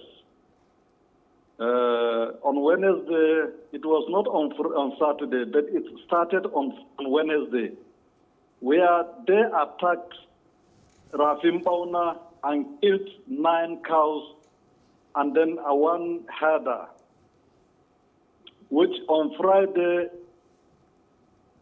mosques are not able to attend their Friday prayers because of they are afraid of attacks by Irigwe, where they were moving themselves in Kwachudu and Jebu Mayango. Which on Saturday they went back to holding sophisticated firearms with their masquerade.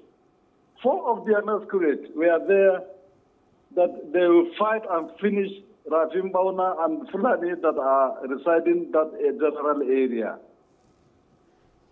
Which immediately they informed me, I informed the security agencies, which they were prompt and they went there and they halt any other further killings in the area.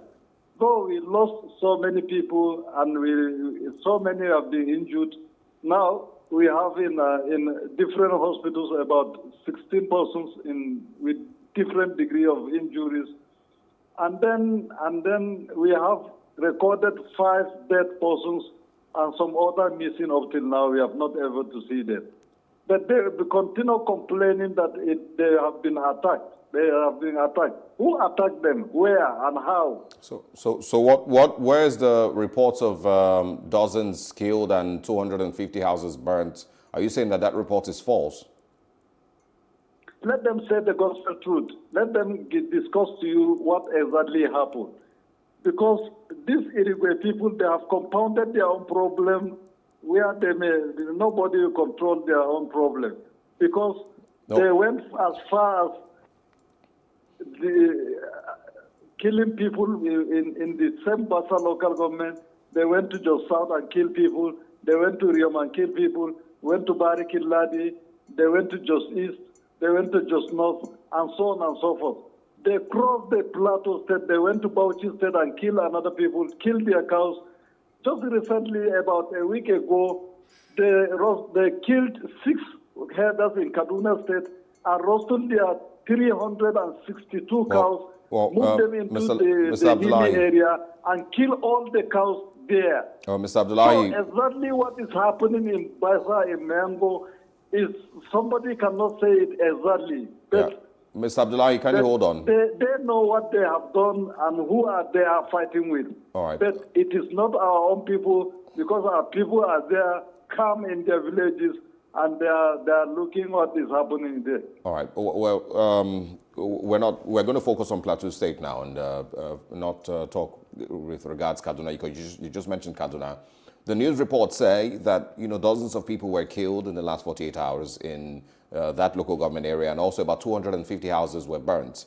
So are you saying that never happened, and instead it is these Irigwe community persons that are attacking Fulanis in different local government areas? Let them tell you what they did before they have been attacked, if really they have been attacked. Okay, well, so what I want is confirmation that was there any attack on the Irigwe community, and were dozens killed, were 250 houses burnt, like the news reports are saying? Which I cannot testify to that exactly, because I am not there. I cannot see things by myself. It's only information I've been given. But I was told since on Saturday, security agencies were briefed of police and the Operation Safe Haven are all there in the area, and they are trying to halt any other further killing. So if they tell me that houses worth 250 were burnt, people were killed, and I will be stopped. Let the security agencies tell us what they are doing there to halt the killings and destructions of properties, which I don't think it is true. They are just saying it to just give their own, get their own sympathy from other communities and government and so on and so forth. All right. So can you confirm if there were? Can you confirm if there have been any reprisal attacks? Because from your statement now, it seems like just the Irigwe community were presence from the Irigwe community are attacking Fulanese. So would you confirm if there have been any counter attacks? Have the Fulanese had to fight back or attack these communities back in the last 72 hours? All the leaders I am talking to in Bassa local government, that is my community leaders, they were telling me there is nothing like that. It has not happened, and they are very calm in their villages, especially Marabandere, Duzenkura, Katumme, Rafimbauna, and so on and so forth. They are very calm. The day before yesterday, the commissioner of police called me around 11 o'clock in the night. I find out some of the leaders were even on their sleep. Like the Ardo of Mango was on his sleep. And he told me, let him confirm, and later on he called me, he told me there's nothing going on in the area. So I am disturbed. If they said somebody have attacked them with the heavy security presence, they are just by the backyard of the 3rd Armored Division, and they are telling me they have been attacked and nothing has been done. It is baffling me. It is disturbing me. These people are not telling you the truth because they are not God-fearing people. They will just tell you something, an information that we give them sympathy. And they will not get that sympathy they are looking for. So, Mr. Abdullahi, what do you know about the fight for ancestral land in Miango, Plateau State? Because the spokesman of Irigwe community mentioned that that's what the bone of contention is, that Fulani herders, so to speak, want to take over their ancestral land, and that's why they're attacking them and trying to displace them from their community. Forget about this, that what they are saying. Since 2005, they displaced all the Fulanis around within their mix. Leave behind their houses, their landed properties, all other household properties, and fly away. And they are up till today not in Mayango district and Kwal district. No Fulani existed in these areas, though they have some properties where the Irigwe testify that yes, they know about their own properties, but they are not there. Some of them fly to Kaduna State, some of them fly to Bauchi State, and so on and so forth. So if they tell you that story, who are those Fulanis within their own area that are attacking them? Mr. Abdullahi, just for the bigger picture, do you see a likely end to these clashes that we're having between farmers, herders, especially those of Fulani extraction? And what do you think that... one more, Mr. Abdullahi. And also, what do you think that religious leaders, traditional rulers like yourself, can do to douse the tension? Before I answer you, I want to ask a question. Please ask Irigwe people. All other communities surrounding Irigwe, about 5 or 6 communities, including the Aten people, the of Ganawi, the Cameroon Chawai, the Rukuba, the Afizare, the Amo, and so on and so forth, that surround Irigwe land are today, up till today, in peace with everybody. There is no skirmishes in the area. Why is it continue repeating itself in Irigwe Chiefdom? Why? All other communities are in peace, but their own community is always on fire. What is happening? Let us give this question. Number 2, how to stop these killings and destructions. Number one is justice must be done. If injustice is there, then we may not get the peace we are looking for. So we need fair play to everybody and treat everybody equal, so that everybody will have the sense of belonging. Number two, we need a strong collaboration between government, security agencies, we the community leaders, traditional leaders, religion leaders, and other opinion leaders to come down and sit on table and talk the issues and provide solutions to the issues. If not, these killings will continue. Right. And then finally, on the security end, there should be free and fair to everybody. All right. Nuru Abdullahi, the chairman, Métis Allah Cattle Breeders Association in Plateau State. Thank you very much for your time this morning. Thank you. And thanks for sharing your perspective with us. Good morning. All right, and that's where we will be wrapping up this morning on The Breakfast. Really tense conversations here and there. But thanks for joining us. If you missed out on these things and you would like to catch up, remember to catch us up on our social media platforms. It is at PlusTvAfrica on Facebook and Instagram. Same with our YouTube channel at PlusTvAfrica. And of course, at PlusTvAfrica Lifestyle. I am Osao Ogbawa. And I am Annetta Felix, asking you to have a beautiful Tuesday.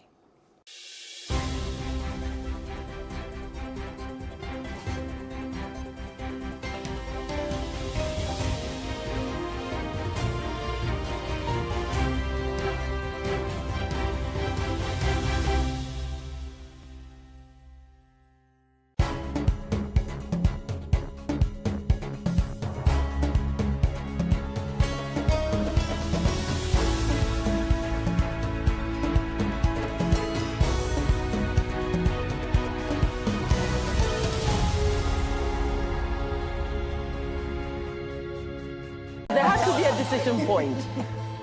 The way your baby's presenting, we have to rush you in. And my partner at the time was like, "You going to cut her? Are you going to cut her? Is it going to leave a scar?" And I said, am I a belly dancer? What is the problem here? No, I'm vulnerable about the future of the children, the future of mine and the future of the generation of my children. I want to have nude pictures taken. Of you? Yes, yeah, but without showing my private parts. I want to put it in my front room. And they said, you can't do that. People will be embarrassed when they came into your house. I said, well, it's my body and it's my front room. All the things that we do, what is the purpose of it? I just realized that I was more trusting before I was 6. So many women, they just feel like I have to cook for my husband, I have to breastfeed my children, I have to pick them from school. Because society expects them. Then you go home and you cry and you stop your career, you can't do anything, then you blame everybody. You took that choice.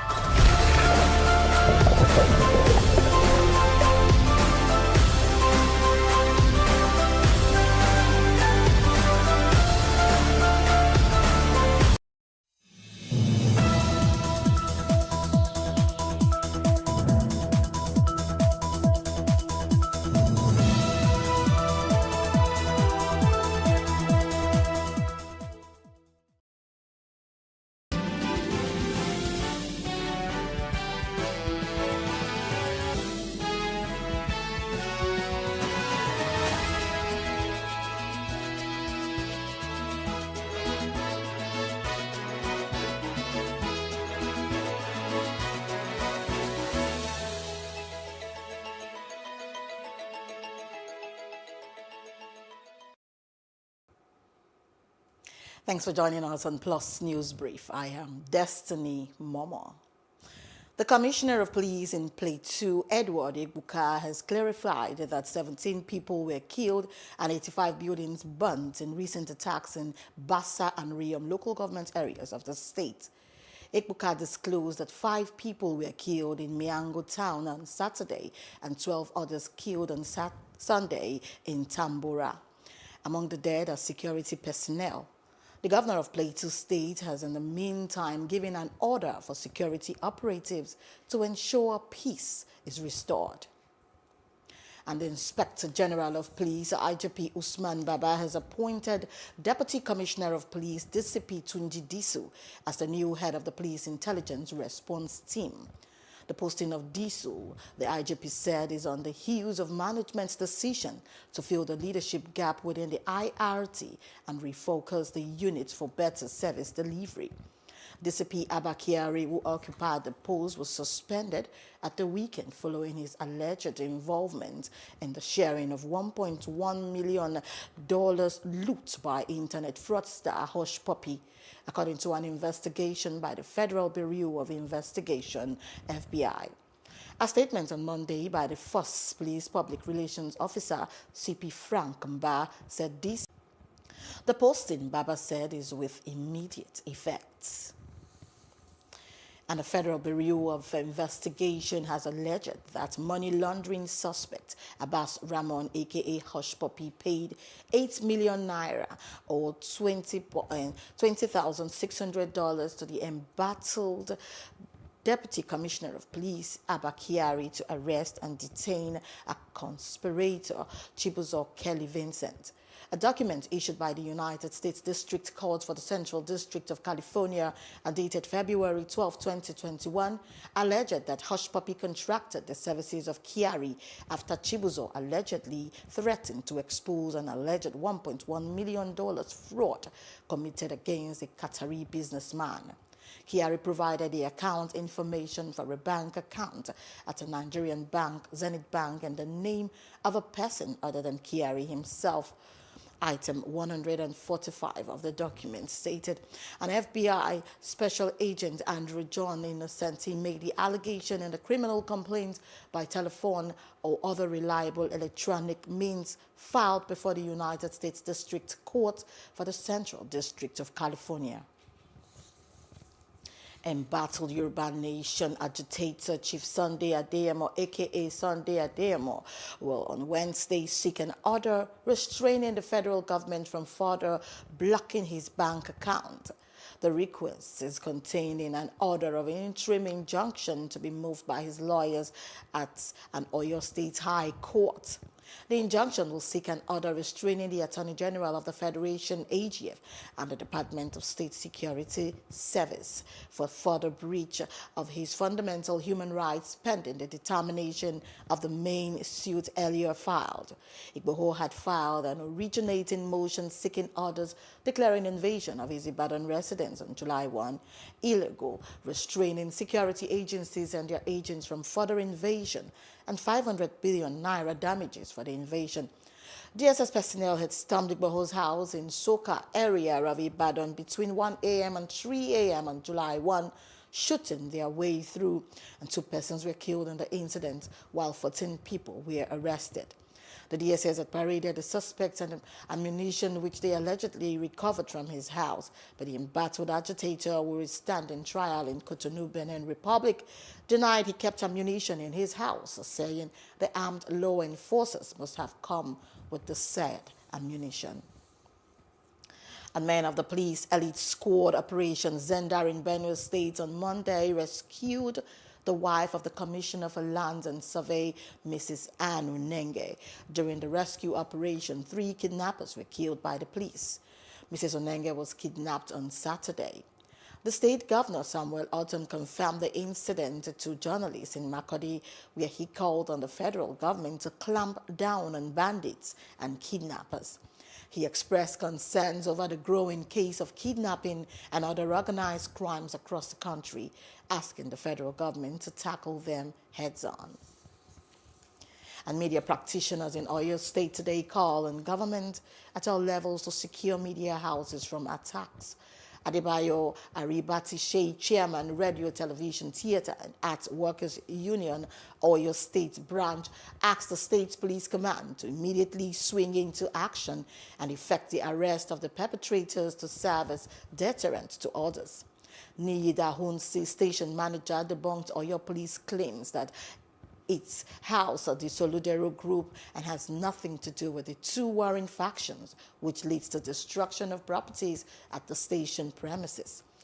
Niyi would describe the 7-minute attack on the station as barbaric, appreciate the prompt response of security operatives, and calls for the in-depth investigation to unravel mystery behind the attack. You know that Akinle local government for some time had been in the news for incidences, and so definitely we are not going to be against them coming around to comb some of the bush areas. They got here, they spent barely 7-10 minutes, went to the local government headquarters, and from there went to the trailer park. And before the security agencies, mobilized to quickly confront them. Our security issue will be taken with utmost seriousness, and the government should know that they are using us, and at the same time they should make sure that we are well secured. This is their property as well. We thank God that that incident did not take any life, and the little destruction on ground, we are trying as much as possible to get our people who had their property destroyed repaired. So this is not supposed to be happening. They plead on the government, both the federal and the states, to beef up the security of Oyo State and as well as the life and properties of people.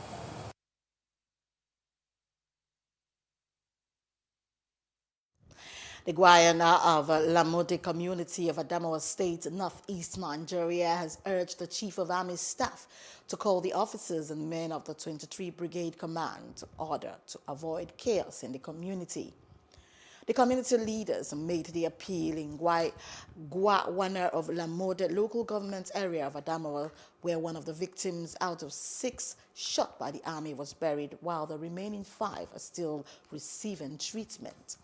Correspondent reports.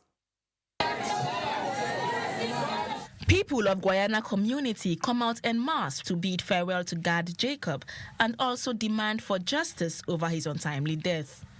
Officers and men of the 23 Brigade Command in the community have been fingered in this ugly incident that claimed some 6 lives.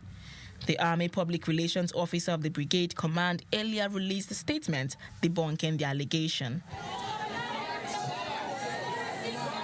Now, members of this community want the quick intervention of the Chief of Army Staff to check the unabated maltreatment of community members by the Army. When this incident took place, Ahmad Umar Infantry was at the scene. He went to the clinic, he personally go around the wards. He personally sent his own little assistance. So it will be surprising for the Nigerian Army to come out and say they've not shot anybody. I personally took those boys to the maternity. I was right there in the maternity. Those army were even approaching me with their guns. When I called the deputy governor now alerted the brigade commander. I think they were called, then they withdrew. So they have no reason or whatsoever to say they are not involved in it. After all, this is the evidence. One among the boys is dead. Today we just buried it. They shoot about 6 of them, but the following day the soldier denied that there was nothing like that.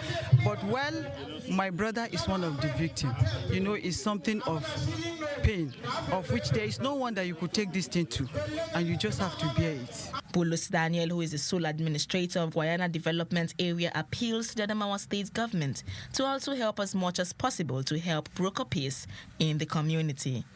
There is need for peace. And I also call on the government to address the Nigerian Army that are at the gate of the company. Yes, the Army are there to maintain law and order. But where they cross their bounds, it will be another thing again. Because we were made to understand that they bulled people there, but from my findings, most of the people that were bulled, they may have offended them in one way or the other. But we are also calling, let there be diplomacy. The appeal has gone out from Guyana community to the authorities once again. The people are now hoping that their cry for help will not be ignored any longer. The Nigerian Center for Disease Control has registered 11 coronavirus-related deaths in the last 24 hours. This adds to the recent surge in infections driven by the spread of the Delta variant in the country. It also raises fears of a likely lockdown. 444 new cases were recorded on Monday across 30 states and the Federal Capital Territory, with Lagos having 275 of the new infections. 32 patients recovered and were discharged from isolation centers. So far, the NCDC has recorded nearly 175,000 infections and 2,160 deaths since the beginning of the pandemic. And still talking COVID, 32 of the infections in Nigeria have been attributed to the Delta variant. The Director General of the NCDC, Dr. Chikwe Ehekweazo, has confirmed that the cases were reported in 4 states and the Federal Capital Territory. Akwa Ibom State alone accounts for 9 of the infections, and Dr. Ehekweazo made the announcement at the resumed briefing of the Presidential Steering Committee on COVID-19 in Abuja. He also announced that the NCDC has scaled up its sequencing capacity to have a better understanding of the burden of the variants of concern in Nigeria. But he also reminded every Nigerian to keep washing their hands, wearing masks, and maintaining physical distancing. In the meantime, Nigeria will be receiving 40 million doses of the Moderna vaccine by the end of the year. And that's according to the Minister of Health, Dr. Osagie Hanire, who says 4 million doses arrived on Sunday. And distribution to states will begin as soon as the vaccines are in. And the U.S. mission in Nigeria is donating the jabs as part of President Joe Biden's commitment to combating the global COVID-19 pandemic. And British Prime Minister Mr. Boris Johnson said on Monday that he wanted to get the travel industry moving again with a simple, user-friendly system to allow for trips abroad without importing new variants of the coronavirus. We need to get the travel industry moving again, according to Johnson to reporters, that he wants an approach that is as simple as he can possibly make it. Britain has double vaccinated a higher proportion of its population against COVID-19 than most other countries, but the government has prevented travel to many destinations by imposing rules that the travel industry say are hobbling the economy. And what I want to do is obviously understand that people care very much about their holidays. People want to go abroad. I understand how much people prepare for the summer holidays. But we've also got to remember that this is still a dangerous virus, and that we must try and stop variants coming in, must stop importing variants from abroad. So we have to have a balanced approach. And what I want to see is something that is as simple and as user-friendly for people as possible. But obviously, the double vaccinations that we've got really do offer the way forward. And the National Association of Resident Doctors, NAD, has begun a nationwide strike over poor welfare of its members. The association is also accusing the federal government of failure to implement the Memorandum of Action signed with the government in March 2021. PlusTvAfrica's Annetta Flix files in this report from the Lagos University Teaching Hospital. At such a time as this, when a pandemic is ravaging and Nigeria is not exempted from the battle, this octogenarian has come to the Lagos University Teaching Hospital for medical attention, only to be disappointed. The resident doctors are not backing down in their resolve to embark on a nationwide strike. The president of the Association of Resident Doctors at Lagos University Teaching Hospital, LUTH, Dr. Olufemi Jimoh, lists what they're clamoring for and why they have resorted to the strike. The issue of welfare of our members. Imagine a doctor that has not been paid for almost 6 months. The kind of health care that such a doctor will deliver to patients is questionable. Some of our colleagues that died during the COVID-19 pandemic, there's what we call the death in service insurance benefits that are supposed to be paid to their loved ones, their next of kin. As we speak now, nothing has been done in that regard. Dr. Jimoh warns that resident doctors who fail to comply with the call for industrial action will be penalized and blacklisted as saboteurs. But then, what would it take to call off the strike? It is expected that for federal government to have signed a document which they understand fully well, we expect them that they should fulfill that agreement so that we can go back to work. Speaking on Plus TV's Breakfast Show, the second vice president of NAD laments the effects of the poor welfare of doctors on brain drain in Nigeria. Which doctor would you pay 15,000 naira in Lagos State and you want to stay in Nigeria? We don't have a brain drain anymore. We have a brain storm. And it's so annoying that I know that one day in this country, people would wake up and you would not see doctors in Nigeria. Across the clinics, wards and theatres at the Lagos University Teaching Hospital, LUTH, resident doctors are nowhere to be found. Originally the first point of call when patients come knocking, this vital force in Nigeria's healthcare system are determined to continue striking until the government accedes to their demands. Annetta, Felix, Plus TV Africa. In other parts of Africa, hundreds of lawmakers have been sworn in to a newly created national parliament in South Sudan. It's a long overdue condition of a peace deal that ended civil war in the country. And in all, 588 MPs took the oath of office at a ceremony in Juba presided over by the Chief Justice. And 62 lawmakers stayed away from the swearing-in ceremony, and some of them became because of squabbles with the government. The inclusive parliament is made up of delegates from the ruling party and former rebel factions who signed a 2018 ceasefire that paused 5 years of bloodshed. About 400,000 people are reported to have died in those years. The challenges ahead of us are enormous. To confront and overcome those challenges, the situation demands that we, as the representative of our people, should look beyond political, partisan, and tribal expediencies and focus keenly on the common good of all. Our people are fed up of wars. As their representatives, we ought to be the people at the front of the efforts to recognize that plight.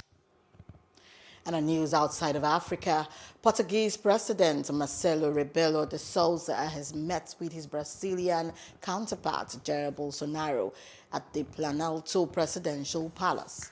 Bolsonaro and Rebelo de Sousa attended lunch with the heads of the Security Cabinet, the Ministry of Foreign Affairs and the Ministry of Agriculture and Fisheries.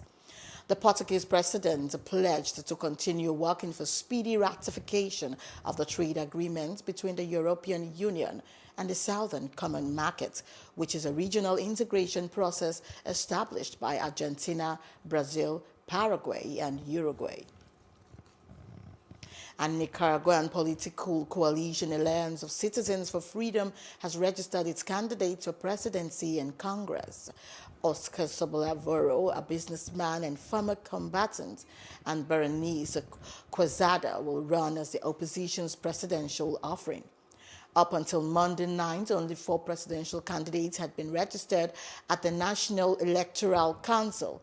But local media reports that big opposition groups have not presented their candidates because of the detentions of dozens of prominent Nicaraguans. Amongst those arrested are 7 politicians aiming to run for president in the November elections. And now sports news. 2019 African Games champion S.A. Brume on Tuesday gave Team Nigeria their first medal at the ongoing Tokyo Olympic Games with a bronze medal in the women's long jump event. Brume recorded a 6.97 meters jump in the final of the event at the Tokyo Olympic Stadium to win her first Olympic medal and Nigeria's first at these games. The 25-year-old Nigerian placed behind American Brittany Reese, who claimed the silver medal with a jump of 6.97 meters also. But Brume, who placed 5th at the Rio Games in 2016 with 6.81, had to settle for bronze because her second best effort of 6.67 meters was inferior to Reese's 6.81 meters. And that's the news brief. For more, please follow us at PlusTvAfrica on Facebook and Instagram, and do subscribe to our YouTube channel at PlusTvAfrica and PlusTvAfrica Lifestyle. I am Destiny Momo. Thanks for watching.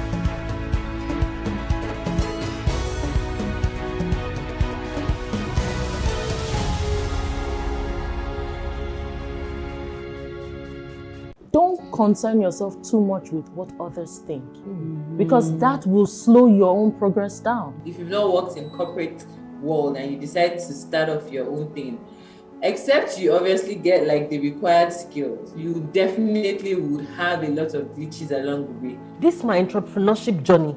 The greatest problem I have are dedicated staff. You see, that's are willing to get to the job before the job starts. God forbid they resume at 8. They will literally fall down and die. There's a lot of entitlement that comes up in marriages, both on the if you're married side to me, of I'm so men entitled and to you. women. No, I'm not saying we're not entitled, and that's the honest truth. But I think that there's a lot of entitlement that sometimes comes in. Your wife No, was there. no. She carried your baby. She sacrificed her life. Made I sacrifices wouldn't in the shred workplace. it if this And was a man. now you're not telling me 5 years into the marriage you need a prenup? Guy, check Something, yourself. there must be a reason for something.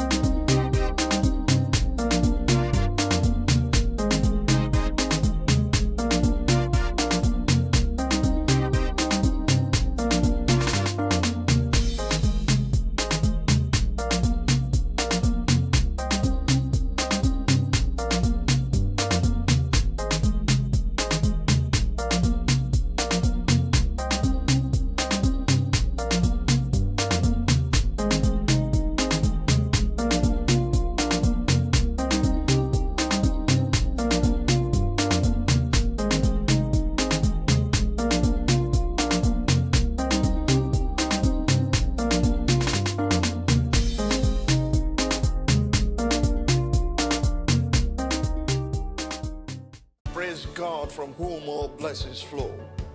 Welcome to your favorite program, The Moment of Truth, brought to you by the Citadel Global Community Church. Our God is a God of salvation, far above all principality and power and might and dominion, that regardless of what happens in this season, you will escape. Say to your neighbor, there is no peace for the wicked. The lazy man does not roast what he took in hunting, but diligence is a man's precious possession. Finally, my brethren, be strong in the Lord and in the power of his might. Moment of Truth with Pastor Tunde Bakare. Sundays, 7 p.m. on Plus TV Africa.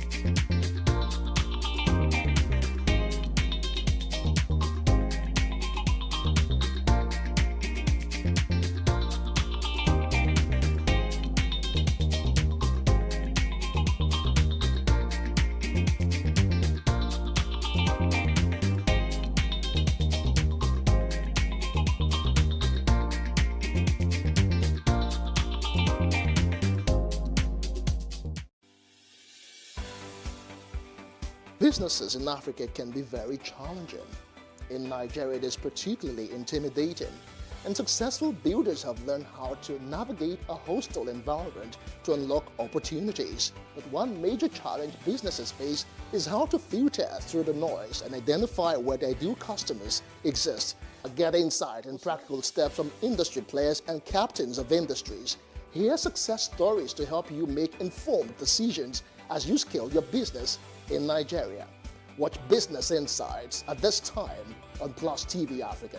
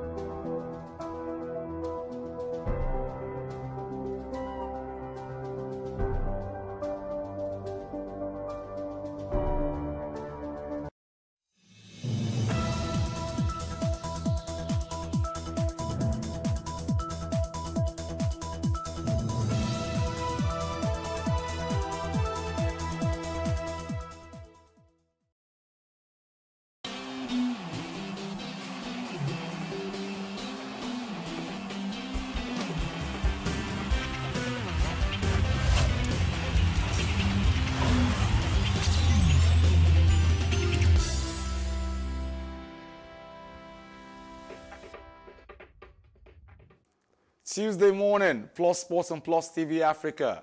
One of those mornings where Mukail chooses to be slimy. I'm very annoyed, really. My name is Wale Scott. Welcome on the show.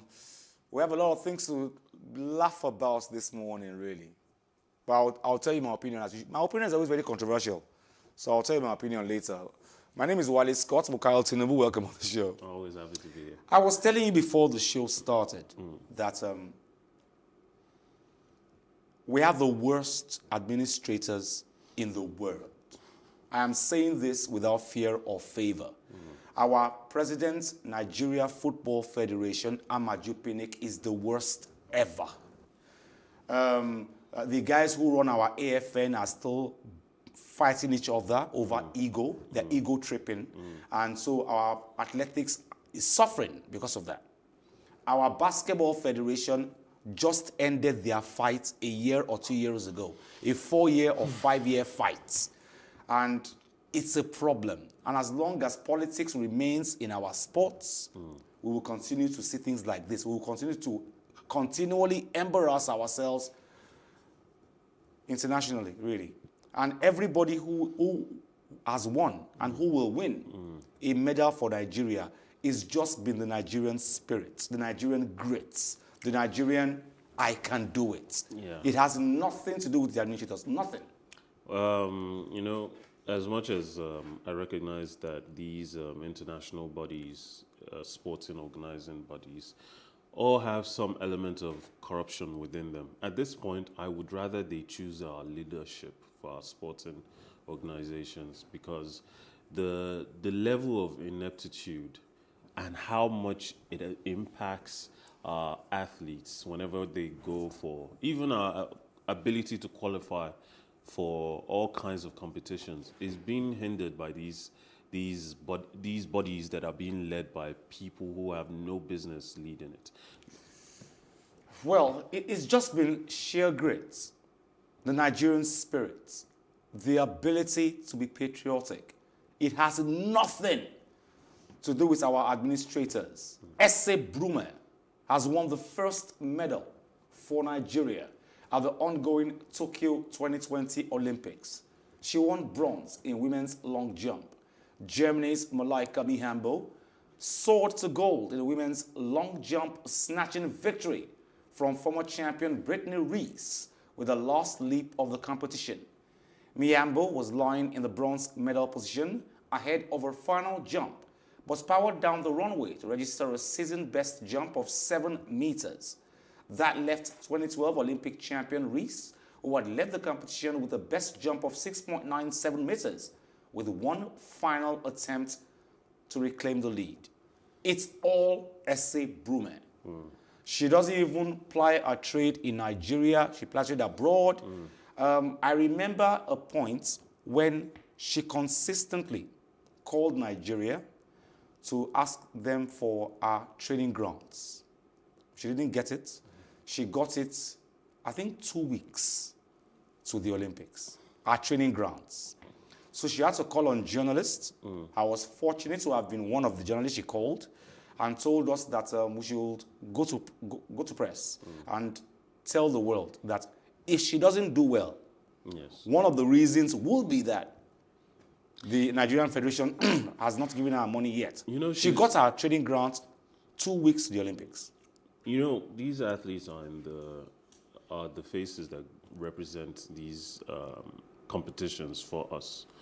They represent what we consider the hard work of a preparation towards the Olympics. So at the end of the day, when they don't do well, we don't look behind. But it takes an entire crew. No matter what sport you're looking at, it takes people to build up one athlete in order for that athlete to go and put out their best. And at the very top of that stack of crew members is the organizers, the bodies, the NFF, any organization that has to be there to provide assistance, provide resources, provide travel and accommodation. I don't know what the point of having these organizations there for if they don't support our athletes when they need to go represent all of us, all of our Nigerian spirit. Before the end of today, Nigeria should have either a gold medal or a silver medal. And like I said, if any athlete wins anything and brings it back home to Nigeria, whether it's a Paralympian, whether it's an Olympian, able-bodied Olympian, it's all them. Our guys who run sports in Nigeria are not doing anything. I won't say they're not doing a good job. They are not doing anything at all. And it's tiring to have to constantly talk about them because they shouldn't be the subject matter. They shouldn't be in the spotlight at all. I think like the people who are Christian faithfuls would say that when Nebuchadnezzar was going to fail, God made him deaf. Are they deaf? Because it's not only on this show we talk about them. Every sports show that has come up, that will come up this morning on any media station is going to be talking about them. Yes. Are they deaf? Let's look at our medal hopeful for today. She's going to win either a gold or a silver today, this morning. Now, the Nigerian Wrestling Federation has said that Nigeria's first wrestler to reach the final of a wrestling event at the Olympics, Blessing Oborududu, was discovered during an inter-house sport at a high school. The caretaker chairman of the Nigerian Wrestling Federation and erstwhile member of the Bayelsa State House of Assembly, Daniel Igali, who made this known, also said Oborududu was first invited to a national camp in 2007. He said this after Oborududu made history as the first Nigerian to reach the finals of a wrestling event at the Olympics after recording an impressive 7-2 victory against 2012 bronze medalist Bataseg Soronbold of Mongolia in the last 4 clash. Igali said Oborududu was the project of the federation since day one of his tenure. Following a passage to the finals, 32-year-old is guaranteed a silver at least, the first wrestling medal in the country's history at the Olympics. Daniel Igali wrestled for Nigeria, went to the Olympics twice for Nigeria, didn't win jack. Then went to Canada, became a Canadian citizen, wrestled for Canada at the Olympics, and he won gold. You know, some of our village people in Nigeria will say... They do collective. They will say he didn't care about winning for Nigeria. That's why as soon as he went for white man's country, he quickly won for them. But that's never really the story. The kind of resources that would have been put behind him, the amount of welcome he would have gotten from the Canadian Federation would have been so overwhelming that he couldn't help but do well. Even if he didn't place gold, he would have still done very well for them. And it goes to show that even countries who don't have any hope of competing in certain sporting categories, as soon as they have just one athlete, they put so much effort to make sure that they are able to say, yes, we... From Oborududu. And I think this is fantastic. And I think Nigerian youths should look at the fact that she's already a hero, even if she does not win any medal today. Even if she is caught doping right now, and she's sanctioned and she's told to go home, she's already a hero. You know, I don't even know if I believe that patriotism is the thing that is pushing her performance. If you're an athlete, you do it for yourself because when you're growing up, you think to yourself, I want to be the best at something. And you don't put any of that weight on yourself, wanting to represent family, wanting to represent community or nation. You just want to be the best that you can be. And obviously, it's when you start having people surrounding you, believing in you, trusting your ability, that suddenly it becomes more important for you to also do for them. This is where I want to go. Oborududu was discovered in an inter-house sports event. And I think it's time, with this story now, this Oborududu's success story, I think it's time we now look inwards. Let's look at our schools. Let's look at sports in our school, physical education in our schools.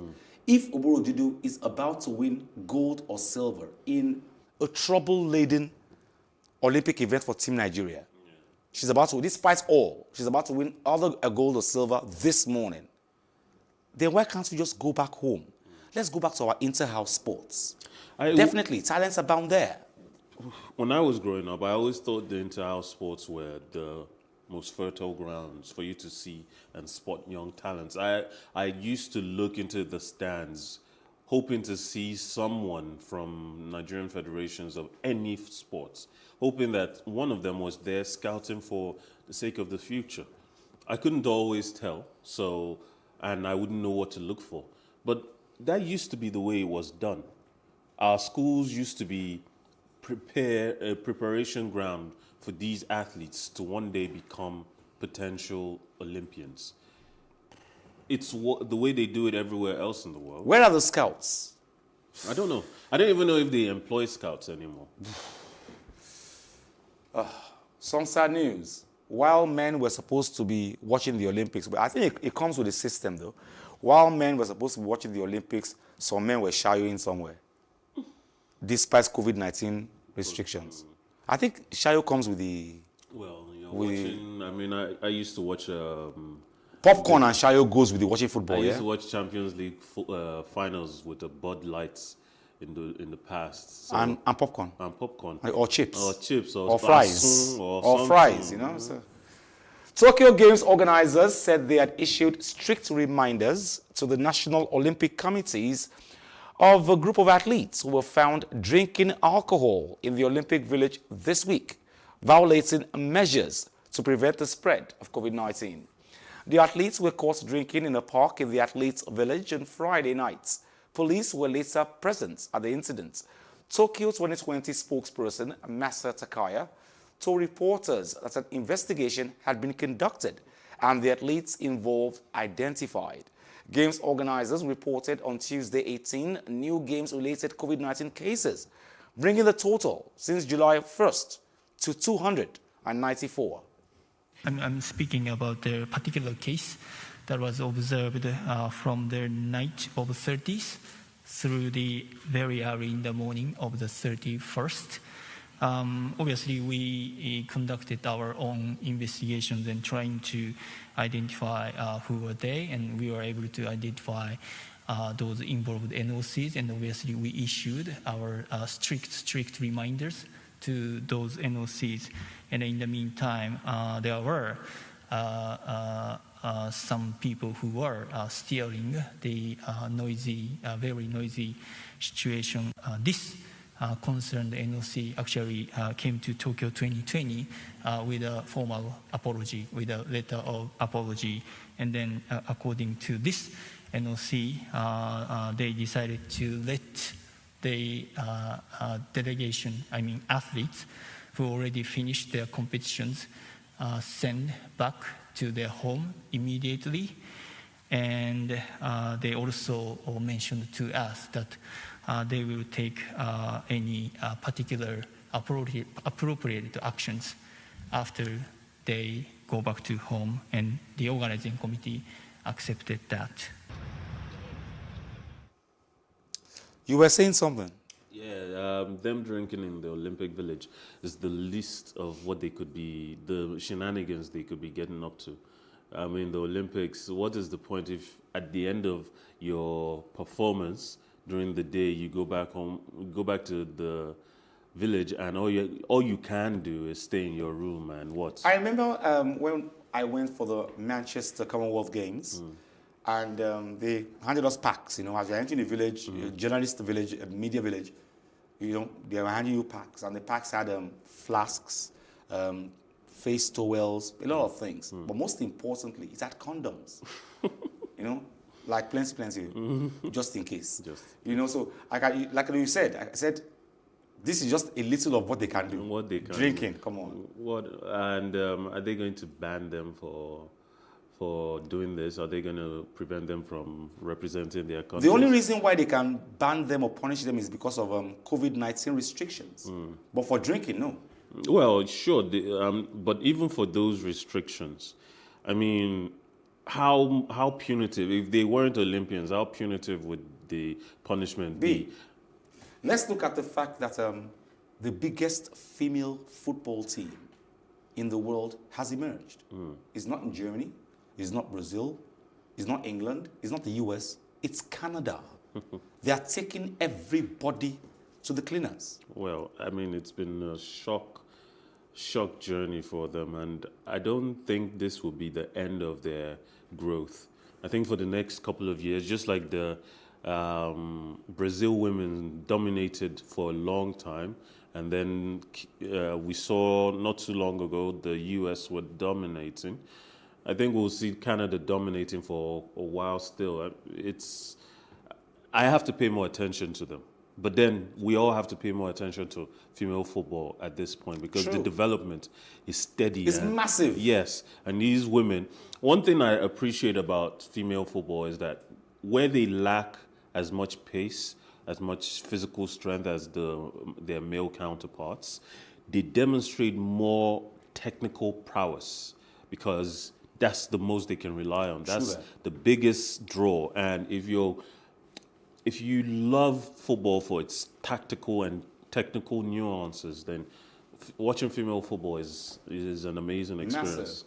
The World Cup winning United States fell to a surprise 1-0 defeat to Canada in the semi-finals of the Women's Olympic Soccer Tournament on Monday, with Jessie Fleming grabbing the winner with a 75th minute penalty. The Americans have won the Olympic Women's Football Tournament 4 times and have not been beaten by Canada for over 20 years.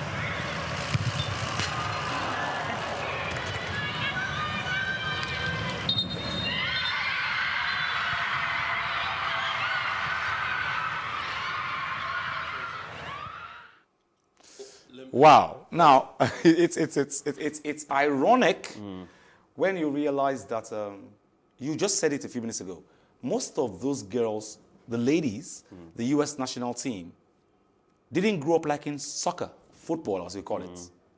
And now... Well, some of them would have. What's interesting to me is that at the core of American sports, and even North American sports in general, what you see oftentimes is that soccer doesn't figure into the class of sports that takes priority. So even at a childhood level, kids are trying to grow up to be baseballers, basketballers, rugby, American football and rugby, and maybe even golf, cricket, and tennis. But then these girls are growing up looking for some sport that they can play that doesn't... Actually excel in. Yeah, they can actually excel in, because all the other sports are taking in the biggest kids, the strongest kids. And here we are, female football has developed kind of overnight, kind of with nobody seeing it coming. And these girls just play such wonderful football, both Canada and US. Has it occurred to you that apart from Victor Osimhen, who was scoring like there was no tomorrow, and Kelechi Iheanacho, who is scoring like there's no tomorrow, our biggest football export is Asisat Oshoala. Come to think of it, really. A female footballer. Yeah, well... In those days, you would have counted like 10, 20 footballers male before you pick a female footballer who is an export. Well, you know, now, I don't... So in Nigeria, obviously, the way our sporting awareness develops is based on what the rest of the world is doing. So we have to invest in order to catch up. And even though male football hasn't always had the amount of resources that it could and should, you know, and like you said, the Nigerian spirit, people are taking up the baton themselves and looking for ways to find a way out of poverty, to find a way out of their own circumstances. And female football, just like it developed with male football in Nigeria, is following the same path. We're looking at the West, we're looking at the rest of the world, and we're looking for how to go over there and prove ourselves. We've got some highlights from the Tokyo Olympic Games, of course, we'll give you that. But Murakami and Angelina Melinkova of the Russian Olympic Committee Both won bronze with identical scores of 14.166. While Japanese men have long been a gymnastics powerhouse, Murakami gave the host nation, their first Olympic medal in women's gymnastics since they claimed the team bronze in 1964, the last time Tokyo hosted the Summer Games. It marks the first time China has topped the rings podium since going 1-2 at the 2008 Beijing Summer Games.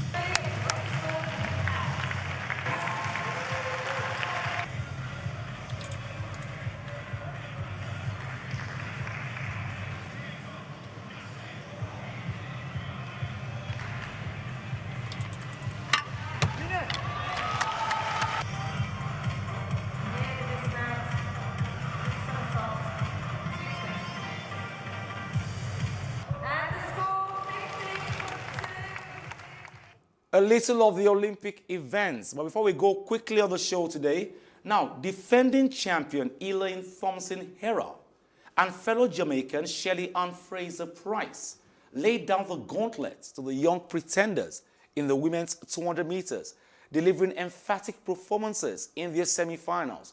Thompson-Herah, seeking a second successive Olympic sprint double after bagging the 100 meters gold on Saturday, looked in third gear throughout but still matched her personal best of 21.66 seconds from lane 9.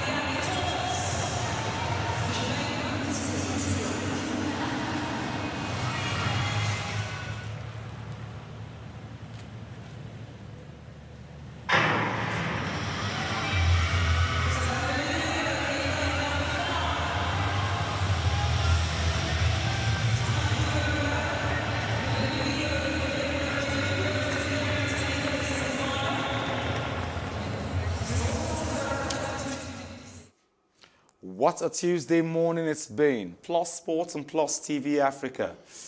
Okay, thank you very much, Mukail Tinubu. Thank you for having me.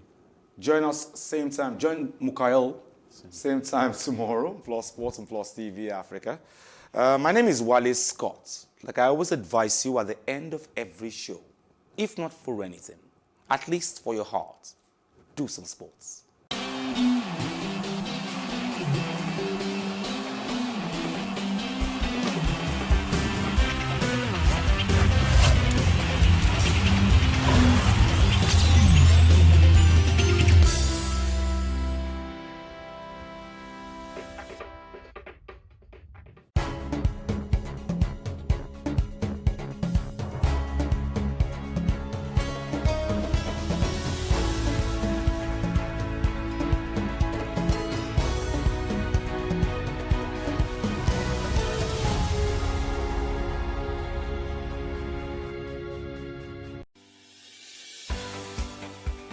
Businesses in Africa can be very challenging. In Nigeria, it is particularly intimidating, and successful builders have learned how to navigate a hostile environment to unlock opportunities. But one major challenge businesses face is how to filter through the noise and identify where their ideal customers exist. Get insight and practical steps from industry players and captains of industries. Hear success stories to help you make informed decisions as you scale your business in Nigeria. Watch Business Insights at this time on Plus TV Africa.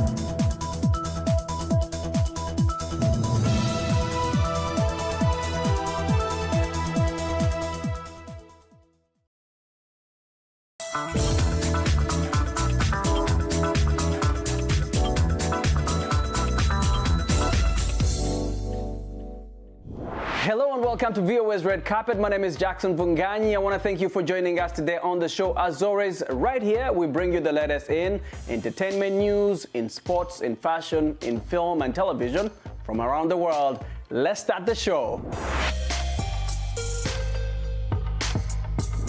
And we begin this week with a search for Africa's next top model and a continent-wide competition that begins online with the Nigerian best modeling agency.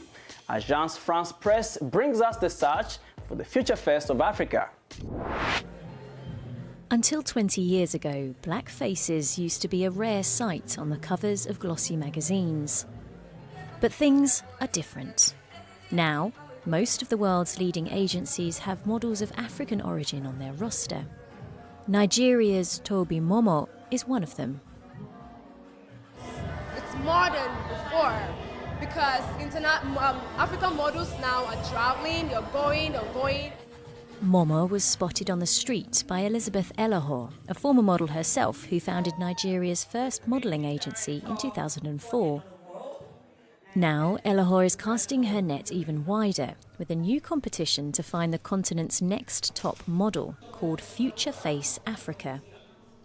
From models and stylists to makeup artists and photographers, over the last decade, the fashion sector has made huge strides on the continent. One hub is South Africa.